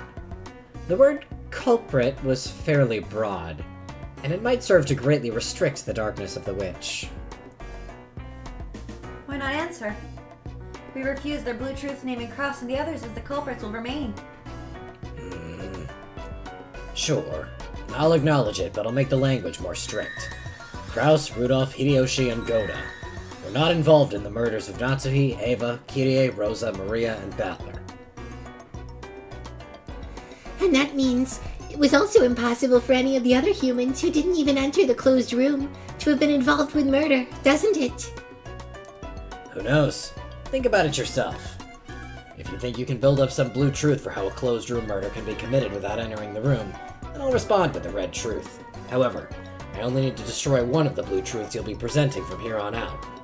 In other words, even if you do manage to use the blue truth and explain this away with some long-distance closed room murder trick X, I don't necessarily have to counter that with the red truth. Love how Battler's red truth confirmations are so different than Beato's. He gives a lot of hints in white, which is very, like, it's interesting because Beato is so much more unhelpful in that regard. Yeah, but he knows that he's working with Erica, who only trusts the red. Bye, Grace! Bye, Grace! Have a good night. Crank it thrice. You need to establish who you and mean when you say the phrase you all, or else it doesn't count. Who exactly is included in the group you all? There are the... Hello, Sissel. Hi, Sissy. These are the rules of the Witch's game. I'm gonna play you. Anjay had confirmed Fuck you, these fuck you, details fuck with you. Beato in the 4th game. Well, you have no ears now. Did you think about that, Sissel? Fuck you, fuck you, fuck you. The witch side lays out riddle after riddle that it claims are impossible to carry out except by magic. The human side must use the blue truth to argue that they are explainable with tricks. And if they fail to make a counter-argument... Sorry. And if they fail to make a counter-argument with the blue truth for even one of the riddles, that riddle will be considered to have been done by magic, and it will be impossible to deny the existence of a witch. In other words, the witch side only needs to protect any one of its riddles. However, the human side has to fully explain all riddles with the blue truth. And even if the human side manages to explain all the riddles with the blue truth, if any one of those is successfully countered by the red truth, the witch will win. That was why, like the strategy the old Beato had adopted at the end, it was sufficient for the witch side to put off their red text counter-arguments until the very last moment, then make a single strike at their opponent's most fragile spot. In any event, you refuse to repeat that last one, right? Don't get the wrong idea. I don't give out red for free. From the witch side's perspective, repeating statements made by the human side is just a supplement to make sure they haven't misunderstood the question. Therefore, they had no obligation to respond to extremely broad demands. Not bad. Looks like you can handle being a player on the witch side pretty well, too. Your experience is no match for mine. Glenor! Let us continue. Next, the victims did not die by any method other than homicide. These, by the way, are two awful voices to keep hopping between. Just the worst. Acknowledged. Of course, there are no suicides or accidental deaths. 7th, the victims. That's enough, Glenor. Are you sure? There are still items. Yes, that will do fine. I've confirmed the status of the crime scene. From here on, it's time for me to argue back with the Blue Truth. Sure, fine. Let me hear your masterful theories. Blue Truth, the all in her message applies to the goodbye, and she's wishing all her goodbyes are at a singular you that she loves. Intriguing! Ooh. I like this Blue. Now, who is you? Who is the singular you whom she loves? Though Battler and Erica were enemies, it looked to Beato as though they were having a little fun doing this. Catbox. She was probably slightly jealous of Erica. For the viewers at home, my legs are sticking straight up. They are. I don't know why you're doing that, but have fun. Beato thought back on the books she had read in Feathered's library, in which the old her and Battler had fought. That must have been fun as well.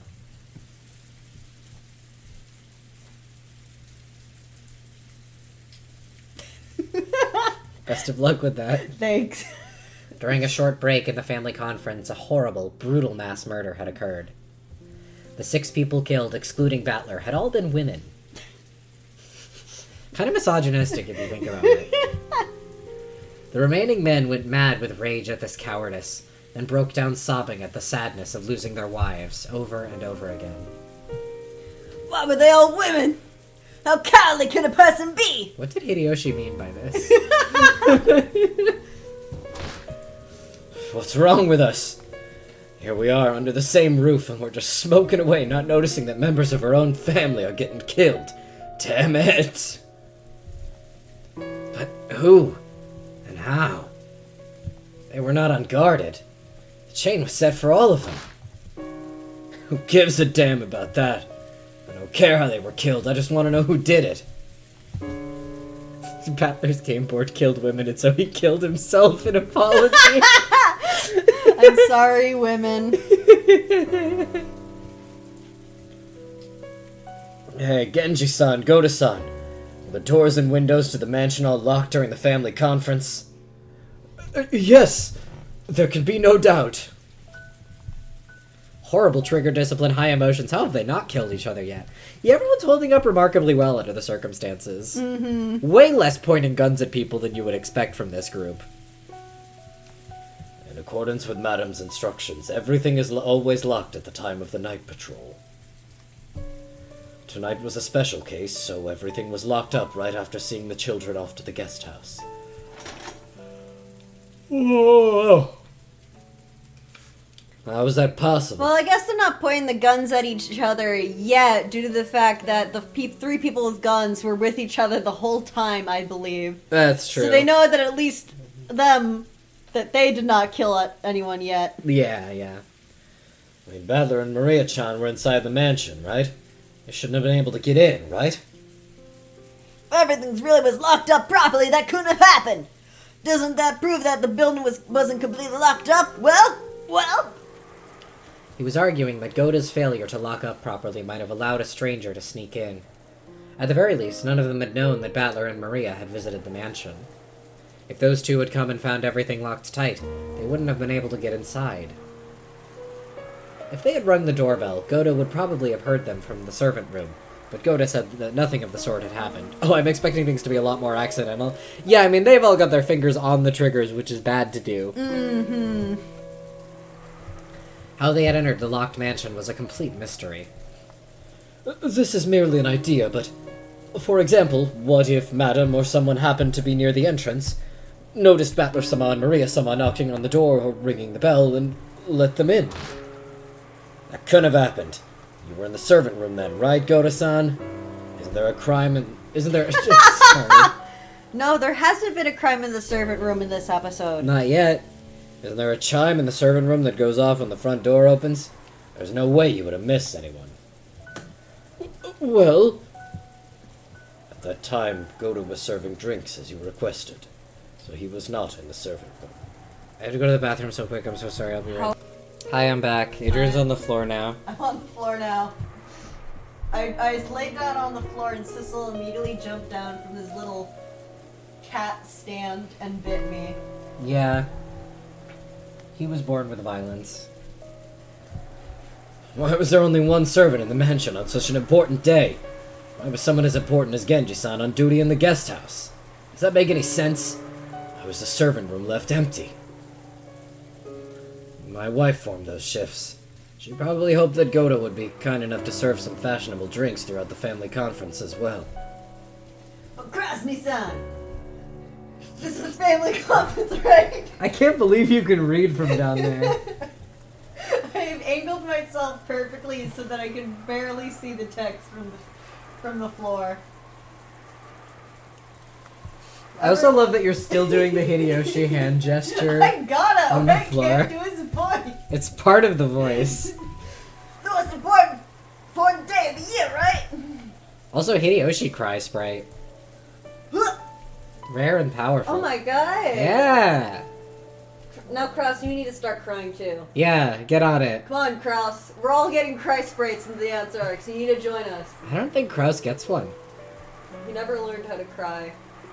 That might actually be He sold true. his tear ducts for NFTs. To invest in GameStop. Why was Goda-san left as the only person on shift in the mansion? This is when they cry.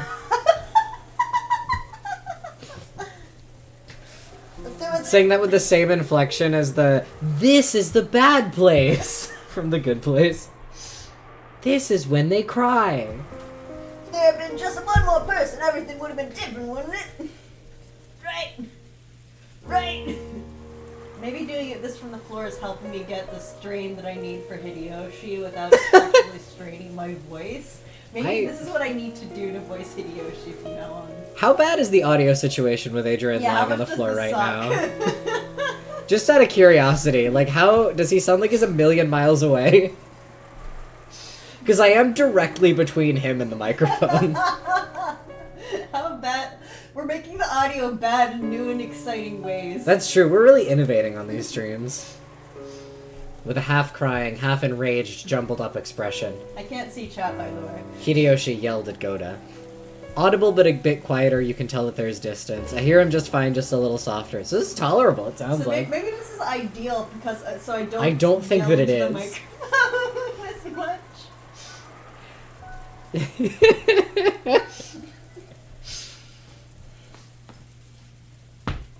Of course, the culprit who killed everyone was the most to blame and the most despicable. However, even if he understood that, he needed to let off some of his emotions by hating someone he could see. Hi. This is intriguing, what you're doing. I'm really restless tonight, and I know if I stay in the chair, I'm just gonna end up kicking the desk a bunch. That's fair. That's how it is sometimes. I get it. I am fully aware of how everyone feels. I'm an empath. However, please calm down.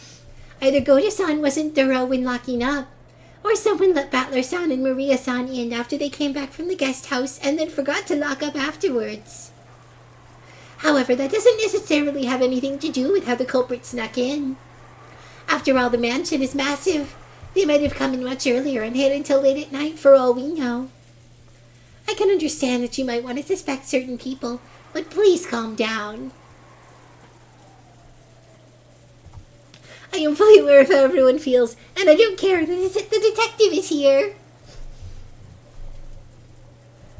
Our guest is right. The culprit is the one we should hate, not the servant who just happened to be on duty. At any rate, let's calm down. I feel as terrible as the rest of you. Cry then, bitch. However, we must take the initiative now and regain our composure. We couldn't afford a tear sprite for me. Aniki.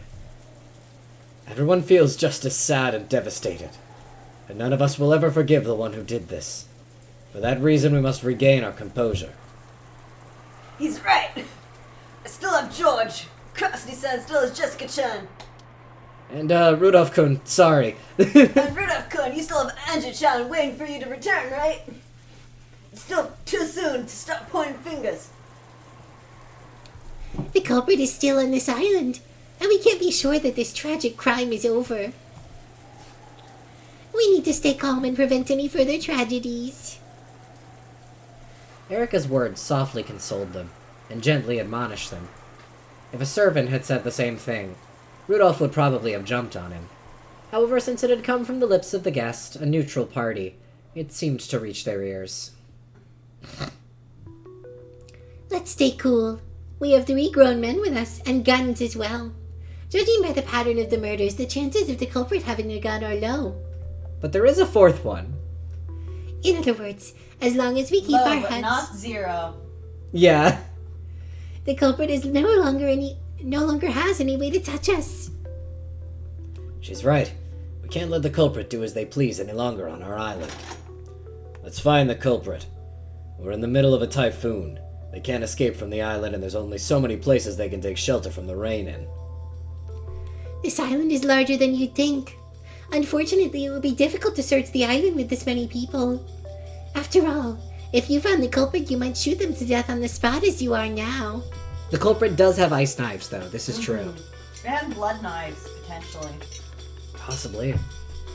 If the frightened culprit has run deep into that deep forest, you won't find them easily. Right.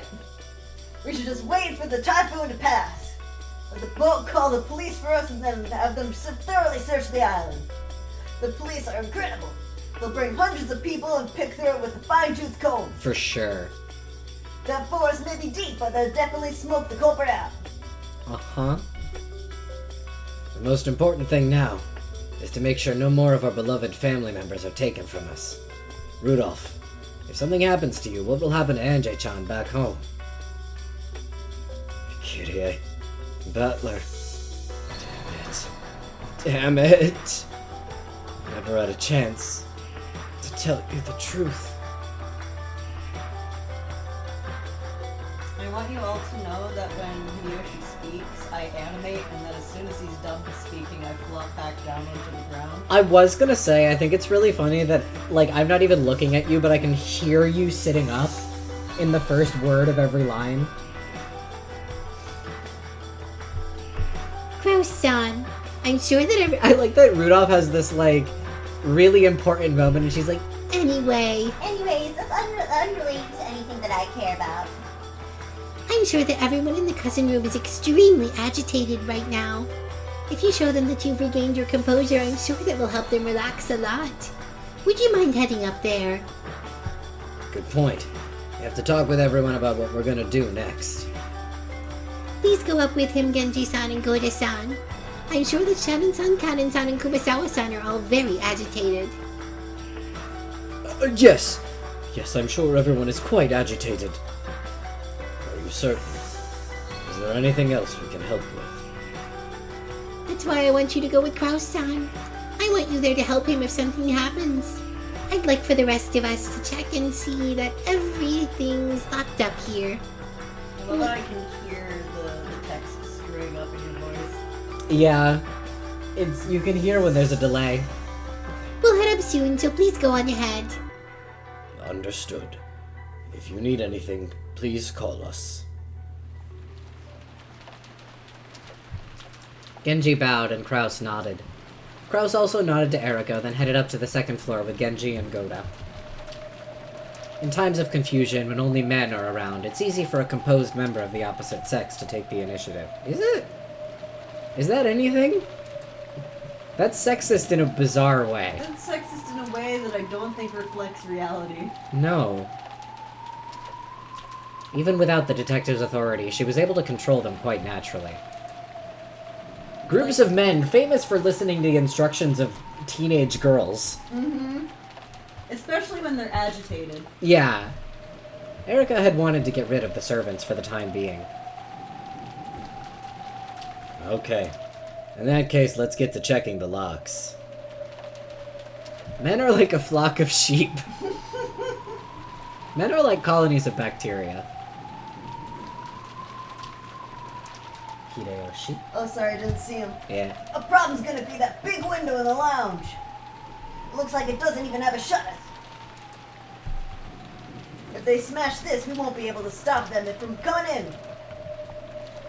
Don't worry, the sound of the glass smashing will be more than enough warning. We'll turn them into Swiss cheese. Quiet, please. I didn't have you stay down here to check the doors and windows.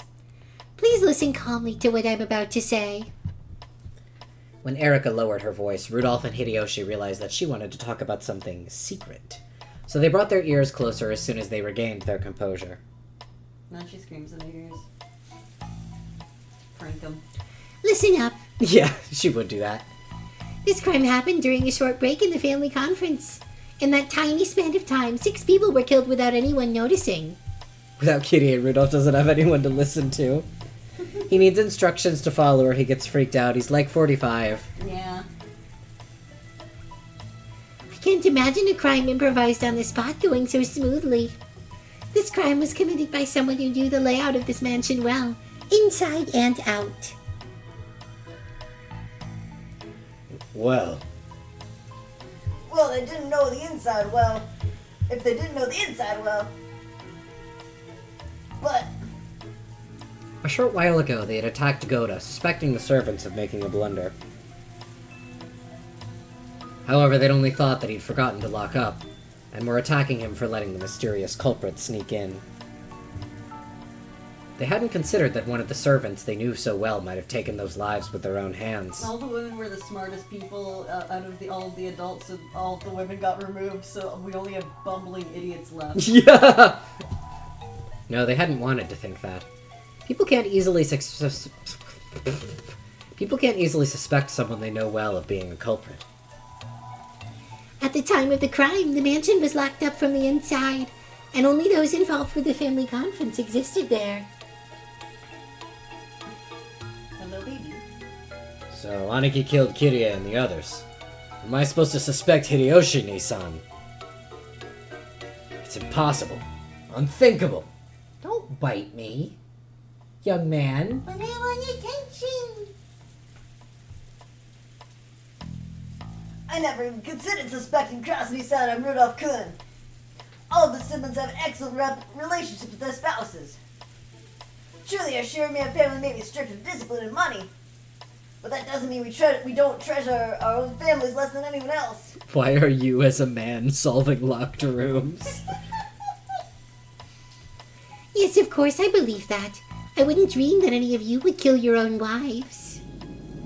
Erika had already received red truth proof from Battler that they were not the murderers, so there was no need to argue that point. Kraus, Rudolph, Hideyoshi, and Goda. None of those 4 was the killer. And yet, Erika said this.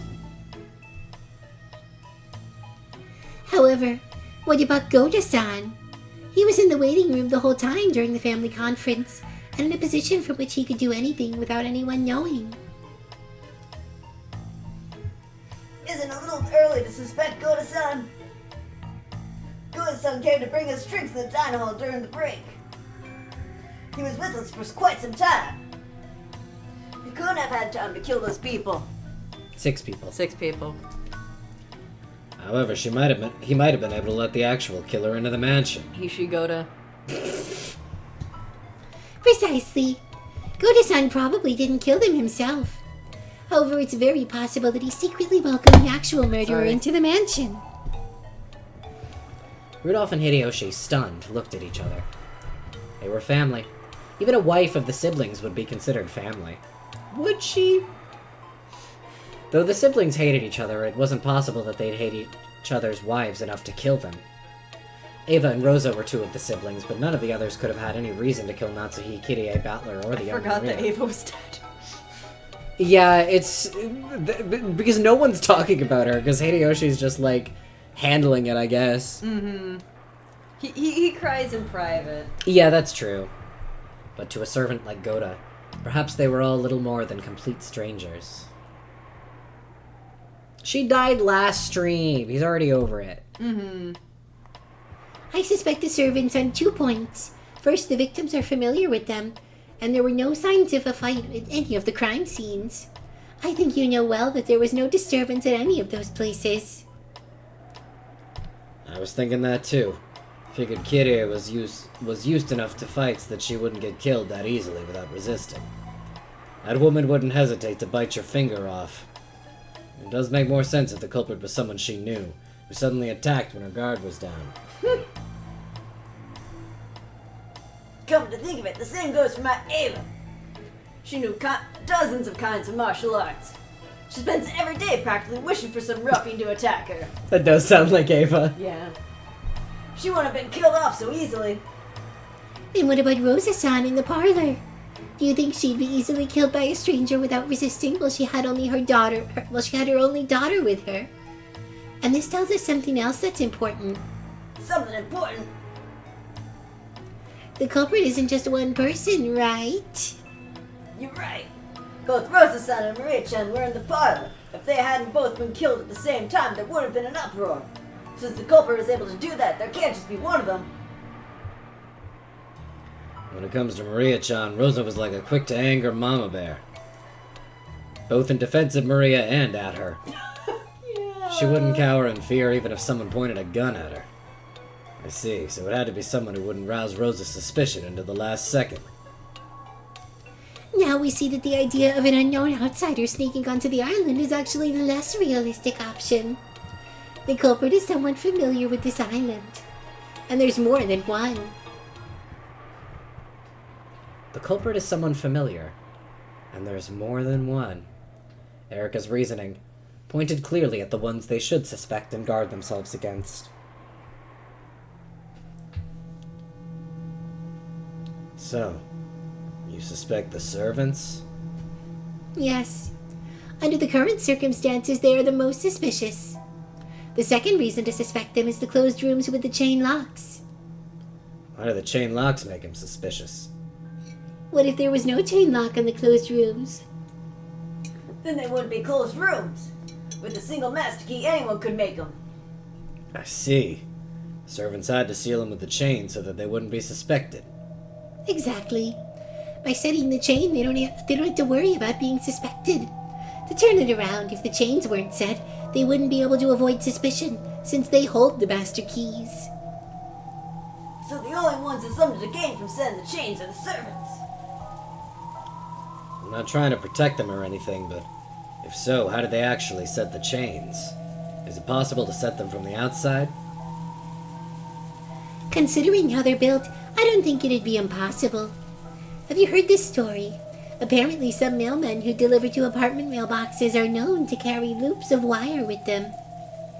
Yeah, I've heard of that. Apartment mailboxes often have similar jointed boxes around them for the nearby room numbers. They sometimes accidentally deliver letters to the next room over if they aren't careful.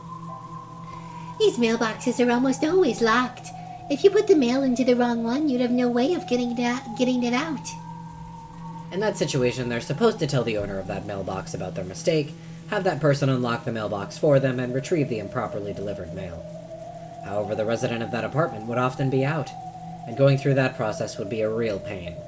Because of that, some mailmen would make a little tool out of wire with a loop at the end, and use that to fish the mistakenly placed postcard out through the crack of the mailbox. I've heard something similar from a friend of mine at a building management company. It seems they'd sometimes get drunks who locked themselves in the bathroom and fell asleep, so to get them out of there, they'd stick a thin metal tool through the crack in the door and undo the latch. Exactly. All industries have little tools that can easily open things that normally can't be opened. It wouldn't be particularly surprising if the servants of a mansion had something of the sort. Good point. Once you figured out the knack of it, you probably could set the chain from the outside by using a wire. Yeah, I can't be sure that it's impossible. True, physically speaking, one couldn't say for sure that there existed absolutely no way to set and unset chain locks from the outside. For the record, we have passed how far I've gone into this episode.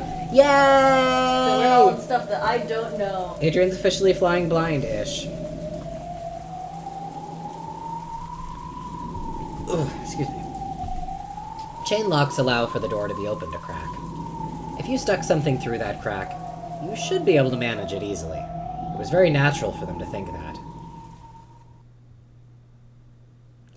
To be fair, Adrian knows, like, spoilers, fundamentally. I know almost everything about Umineko aside from the actual game ports. Yeah, basically. It's great that she knows it's impossible due to the red, but she's just doing this just cause. Yeah, she's just, like, doing this for fun. However, Erica knew better. Though it might be possible in reality, the Red Truth had already declared that these closed rooms could not have been constructed from the outside. In other words, it was impossible to manipulate the chain lock from the outside. And yet, Erica was guiding their thoughts with the illusion that only the servants could have constructed the closed rooms. With an air of solemnly revealing some crucial point, she steadily steered the situation in the direction she wanted. Every part of her serious face for the last few minutes had been an act. No, to put it in her words, it was a detective technique for tricking suspects. I plan to tell Kraus-san what I've told you. I'm not saying that all the servants are culprits. However, it's very likely that one of them is a culprit or has been assisting the culprit. We should split them apart and have people with guns keep an eye on them. Rudolph and Hideyoshi looked at each other again. What she was saying made sense, and it sounded as though she was calmly smoking out the most suspicious people at this point in time. Good night! Good night! Good night, everyone, meeting our excellent presenters and all members of the current audience. Nicely done. Very good. Blue Truth accepted. With her accomplished conversation techniques, Erica was cleverly grasping the initiative. Even without the detective's authority, it's possible to control human nature to this degree. What do you think, everyone?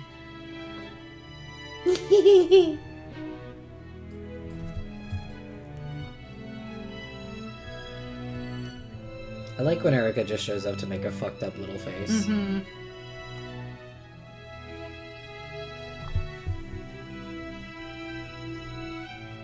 Long ass scene transition. Yeah, goddamn. Making us wait for it. So, how is it playing on the witch's side? It feels strange. I used to think that the witch's side had such a huge advantage. But now that I'm on that side, I see that that's ridiculous. It's almost like that game where you stick knives in a barrel and try not to stab the mustache guy inside. From the perspective of the human side, it feels like trying to shoot at a target hidden by mist. But from the witch's viewpoint, a stray shot might hit and become fatal. The old me played games like that all the time.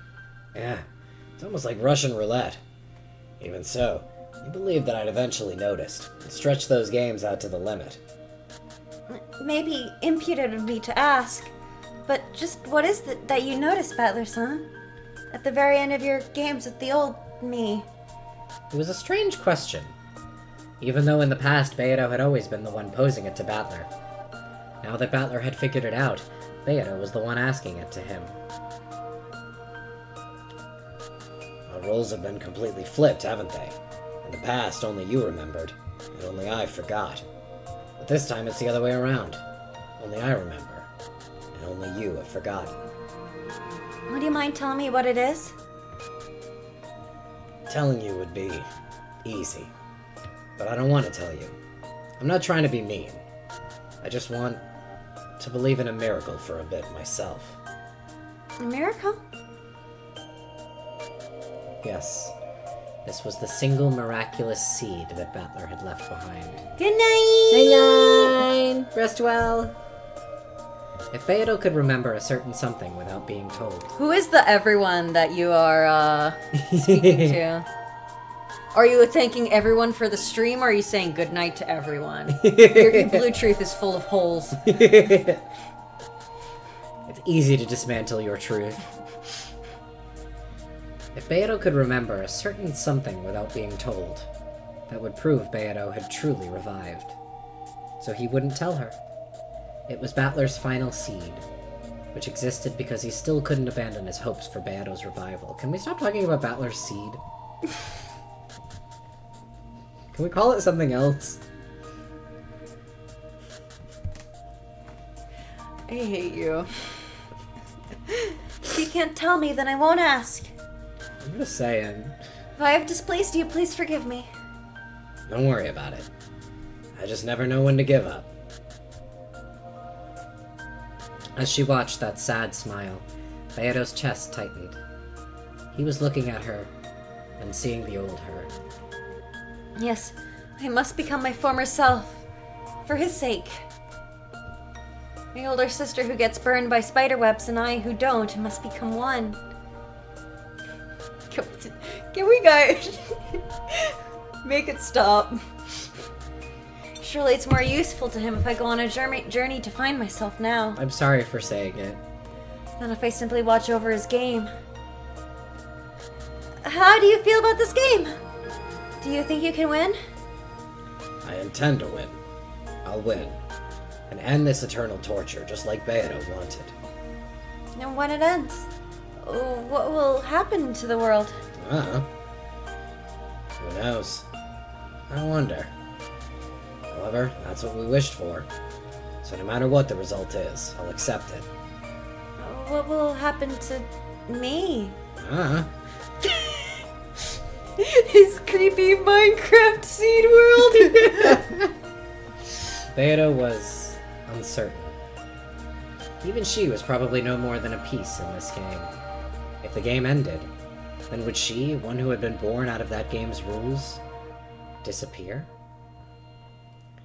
The game will probably disappear. But now I completely understand magic, so I'll be able to carry you off the game board. I think that was your wish. My wish? The rest is a secret. I'll be waiting for a miracle, for you to remember all of that on your own. After smiling bitterly for just a second, Battler laughed and told her not to worry. Don't worry about it. Apparently, it was best if she avoided talking to Battler about her previous self. Then, I'll go check on my opponent for a bit. I can't wait to see what kind of twisted logic that idiot thinks up next. The old Battler son did a lot of that too. Gotta check on my dipshit opponent. My favorite one was the one for the first trial of the second game when you said that the culprit killed everyone by feeding them small bombs. I liked that one. It was I fun. thought that was really fun. I really liked that one. The highlights of my dark past. Please forget that ever happened as fast as you can. No, I won't actually. Beto making fun of Battler for his cringe past, likely thing to happen. Yes, I will try. I won't. I'm not gonna forget. I'm gonna remember it forever. Battler became a cloud of gold butterflies and disappeared into the darkness. Beto kept bowing until he disappeared completely. It's a really funny mental image. Is the implication that she was bowing repeatedly or just bowing once for a really long time? I assume it's the second one, but the first one is really funny to The imagine. first one is really funny because as he was being like, I'm gonna checking out, I'm assuming he kept trying moving away, and since she kept talking to him, she just kept bowing to him again as he kept moving away until he completely disappeared. And it fits really well with her personality, I think. To fill in his place, a single gold butterfly appeared, and became Beto the Elder. Did you call for me, you toddling bitch? She's bowing to each butterfly. Oh, that's really cute. Oh, that is adorable. Yes, I want to know more about you. And I want to know what the real me is like. I want to become like that. Of course, I also want to know about my future self. Didn't we reveal everything about ourselves to each other for that purpose? However, we did not become one. I cannot understand what we must do to become our single self. What can we do to become one? I have high hopes for the trials of Zepar and Furfur. You mean the miracle of magic given to the victors? I wonder if that magical miracle means becoming one. I will find my true form. You will fulfill Battler's wishes. Battler will be overjoyed too, so all three of us will have what we want. This is a trial, right? That means we cannot lose to the other two pairs. George-san and Shannon-san, Jessica-san and Cannon-san. I can only grasp happiness by trampling over them. The conditions apply to all of us. If one of the others succeeds in love, the other two groups, including you, will be trampled over. Why must the scales be tilted? So tilted. I wonder. Tilted? Be trying so hard not to make the obvious reference. Yeah. Trying so hard not to. You're so brave. Don't think it, don't say it, don't. Some people will find love, others won't. In that case, you can put those two groups on a scale. However, the scales for our trials have 3 plates, and 2 must lose for 1 to win. That seems horribly skewed. Who knows? It might mean that successful love is worth 2 destroyed loves. You're too insecure, little sister. If you can't put your desires to answer for battlers' expectations before your uncertainty over what happens to the losers, you won't be able to win anything. You're right. I won't give up on our victory. I don't like doing this to others, but there will be no hard feelings between us and them. If I do lose, I'll give my strongest blessings to whichever of the lovers win. So I'll fight with all my heart and soul, so that I have no lingering regrets, and I'll win that miracle of magic.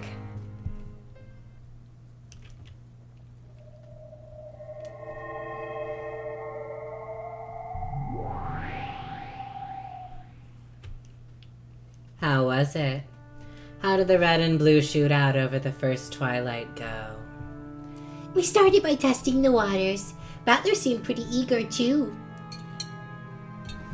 She had just come back from a fierce fight with Battler, where she had gathered information by making demands for the red text. It was the old familiar kind of fight, reminiscent of when the red text had first appeared, or when use of the blue text was first permitted. And the result? First, in all cases, it was the victims themselves that constructed the closed rooms. Also, those closed rooms were perfectly preserved until Krause's group broke them open. Also, I confirmed that during this period, all sorts of interference from the outside were impossible. Erica reported this proudly as though it had been a great battle, but Bernkastel looked bored as she listened. After looking at her blankly for a second, Lambda spoke her opinions frankly. Wait a second. Doesn't that mean this closed room murder was perfect? What? The victims had sealed the closed rooms themselves, and the closed rooms had been preserved until Krause and the others broke them open. And no one had been inside the closed rooms except for the victims.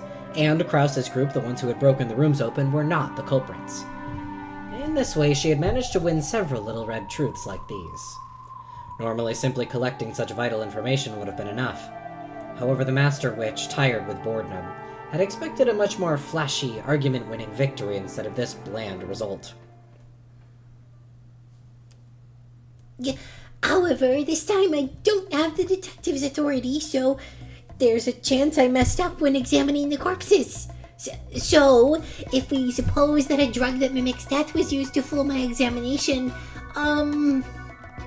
You mean Puru Pika Puyo? No, not that. It's not impossible for certain well-known drugs such as insulin to bring out a temporary state that mimics death. Battler did not counter that with the red truth.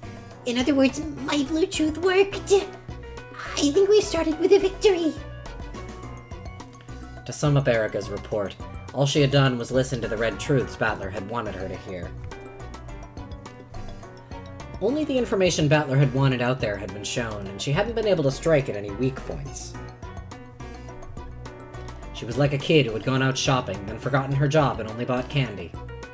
However, this was all the players on the human side could do. Without the detective proclamation, she could only fight by collecting dull bits of information like that. However, her master had been expecting more than that sort of dull fight. So, she had tried to give her report energetically to make it seem as though they were in a superior position. But no matter how much she tried, the cold expression of her master remained merciless.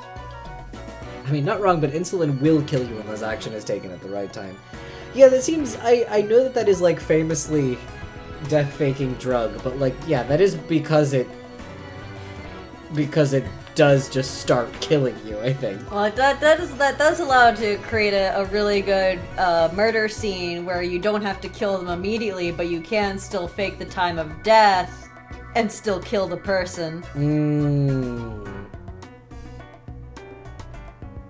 But not good for faking your death. Yeah. Not good for faking your death. Good for confusing time of death. Yeah. Your blue truth worked. If he didn't cut it down, it's probably just because it was too stupid. You call yourself a great detective with reasoning like that. I did try to examine the corpses with care to the best of my abilities. However, I don't have the detective's authority, so we can't be certain. Wait a second. Were you the one who decided not to make the detective proclamation? Didn't you say you wanted to raise the stakes to make up for your disgrace last time? Well... What? Oh. What's wrong? Are you saying you can't win against Battler without the detective's authority? That's not true, my master. I could easily defeat an incompetent like that, even without the detective's authority. It's just... the style of fighting is a little different from what I'm used to, and I haven't gotten the hang of it yet. As far as humans go, Erica was quite talented. Her knowledge and powers of memory and insight were ahead of the pack, and it was likely that no human was more well-suited as a detective than her. However, no matter how much of an advantage she might have had over other people, that didn't matter in the Witch's game. In the Witch's game, it's either 0 or 100. In other words, everything is either the red truth or it isn't.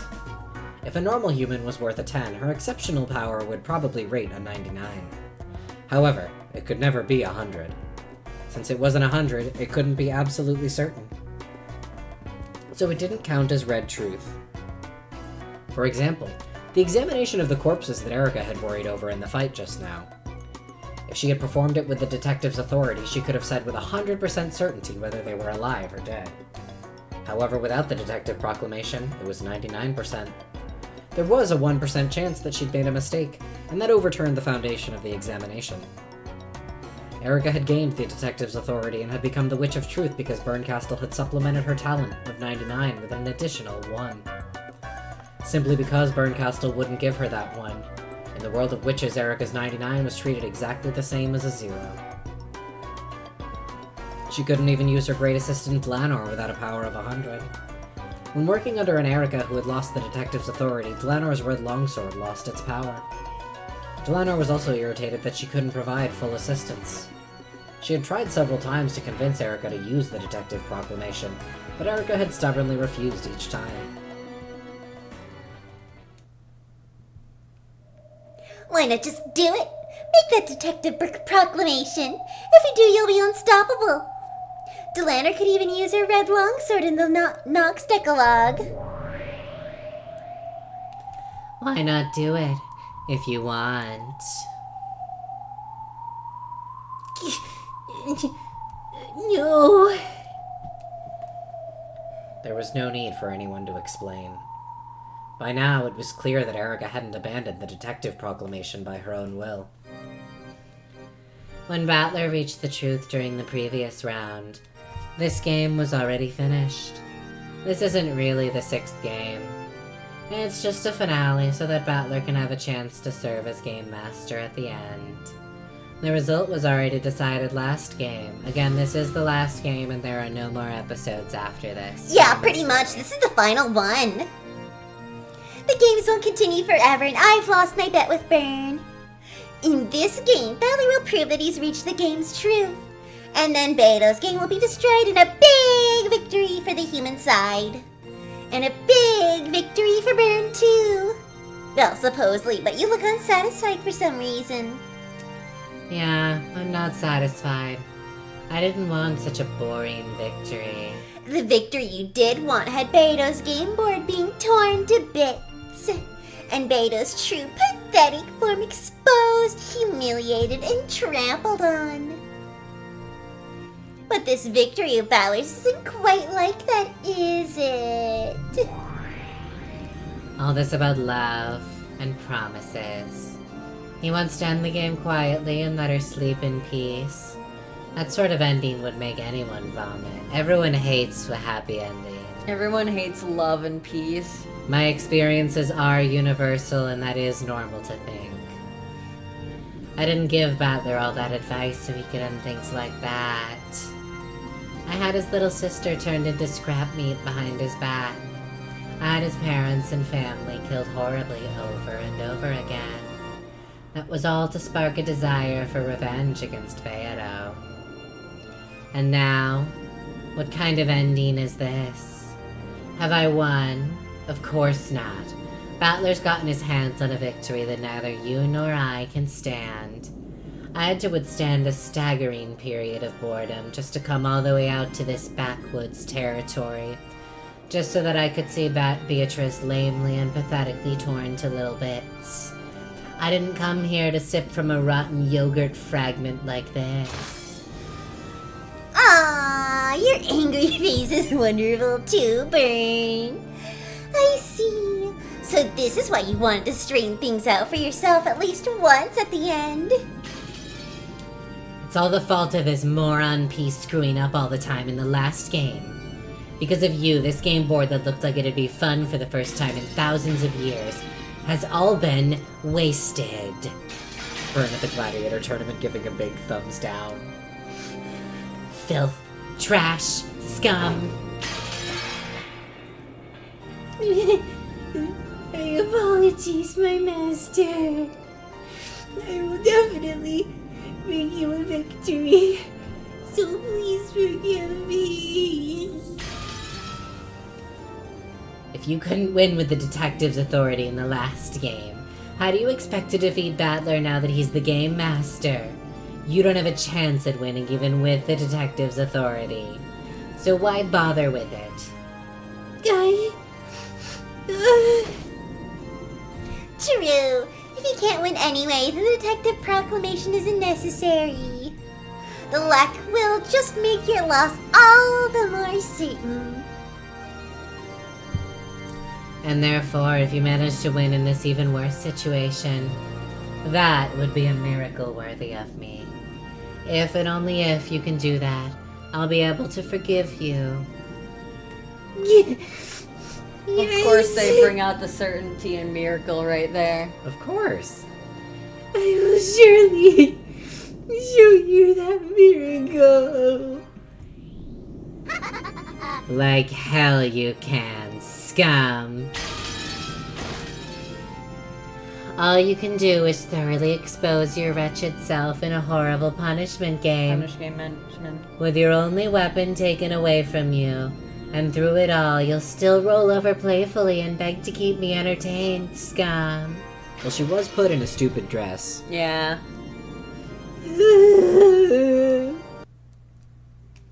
Sounds like you're having fun. Am I getting in the way? Am I interrupting something? Gold butterflies gathered in the darkness and took the shape of Battler. This may be our best stopping point for a while. Okay. I have no This- idea what happens next. It is just about 11, and this does go on for a while, so this may be the time to call it here. I don't know things. Yay! I know, it's exciting territory to be in. Mm-hmm. You simply don't know what will happen next. I don't know what's gonna happen. This is so exciting. Yay, yippee! Well, we shall, as ever, return next week to see what Battler has to say about all this then. But thank you, as always, for hanging out for another beautiful... This scene is fun, but yeah, it's gonna drag more. Yeah, I think it makes more sense to save it, just because I don't want us to be, like, flagging energy-wise, you know? But yeah, we'll see y'all next week, as always, on another beautiful Fishy Aroma Friday. And until then, have a good one, guys. Have a beautiful day. Have a beautiful beautiful night. day. Crank it thrice. Crank it thrice. Happy International Women's Day, even though we just killed a big chunk of the women in the Yeah. game. Unhappy International Women's Day. Unhappy International Women's Day. Battler, kill yourself again is penance. Mm-hmm. And have a good one, everyone. Wait. Go to the tips. We need to Oh. execute Battler. We can't do that from here. Fuck. It's only main menu tips. Oh, we haven't- Intriguing. Yeah, wait, we haven't actually looked at these. Oh, because, yeah, well, it's just kind of like Erica doesn't know. I think that's kind of all they get. Wait, why is Maria so much lower res than everyone She's else? so crunchy. Why is she so much lower res than everyone else? I know that in general, the death PNGs are all, I think, like, lower resolution than the living ones, although these ones seem to be pretty good, but Maria's is really... It has historically been the case that the black and white death portraits are worse. But maybe as he was making them for the answer arcs, he updated them, except Maria's for some fucking reason. World is beautiful. Oh yeah, and Kinzo's missing. He's not even there! Gone. God, I love that. Well, gamers, on Gays. that beautiful note. Hey, do you think, do you, where do you think Kenzo is? I think he's alive. He's fine. He's fine. He's out for a walk. He's hanging out. Yeah, he's chilling. Straight chilling. He's in Golden Fantasia. Yeah. He is in Golden Fantasia. He does appear in Golden Fantasia, as I recently discovered. Thought he didn't. Turns out he did. Have a night. Have you checked in the bag? Oh, You we can't did. say that to two people who are reading Raging Loop right now. If we check in the back, he will be there. That's how it works. Yeah. Have a good night, everybody. We'll see you Bye. next week. I love you. Bye.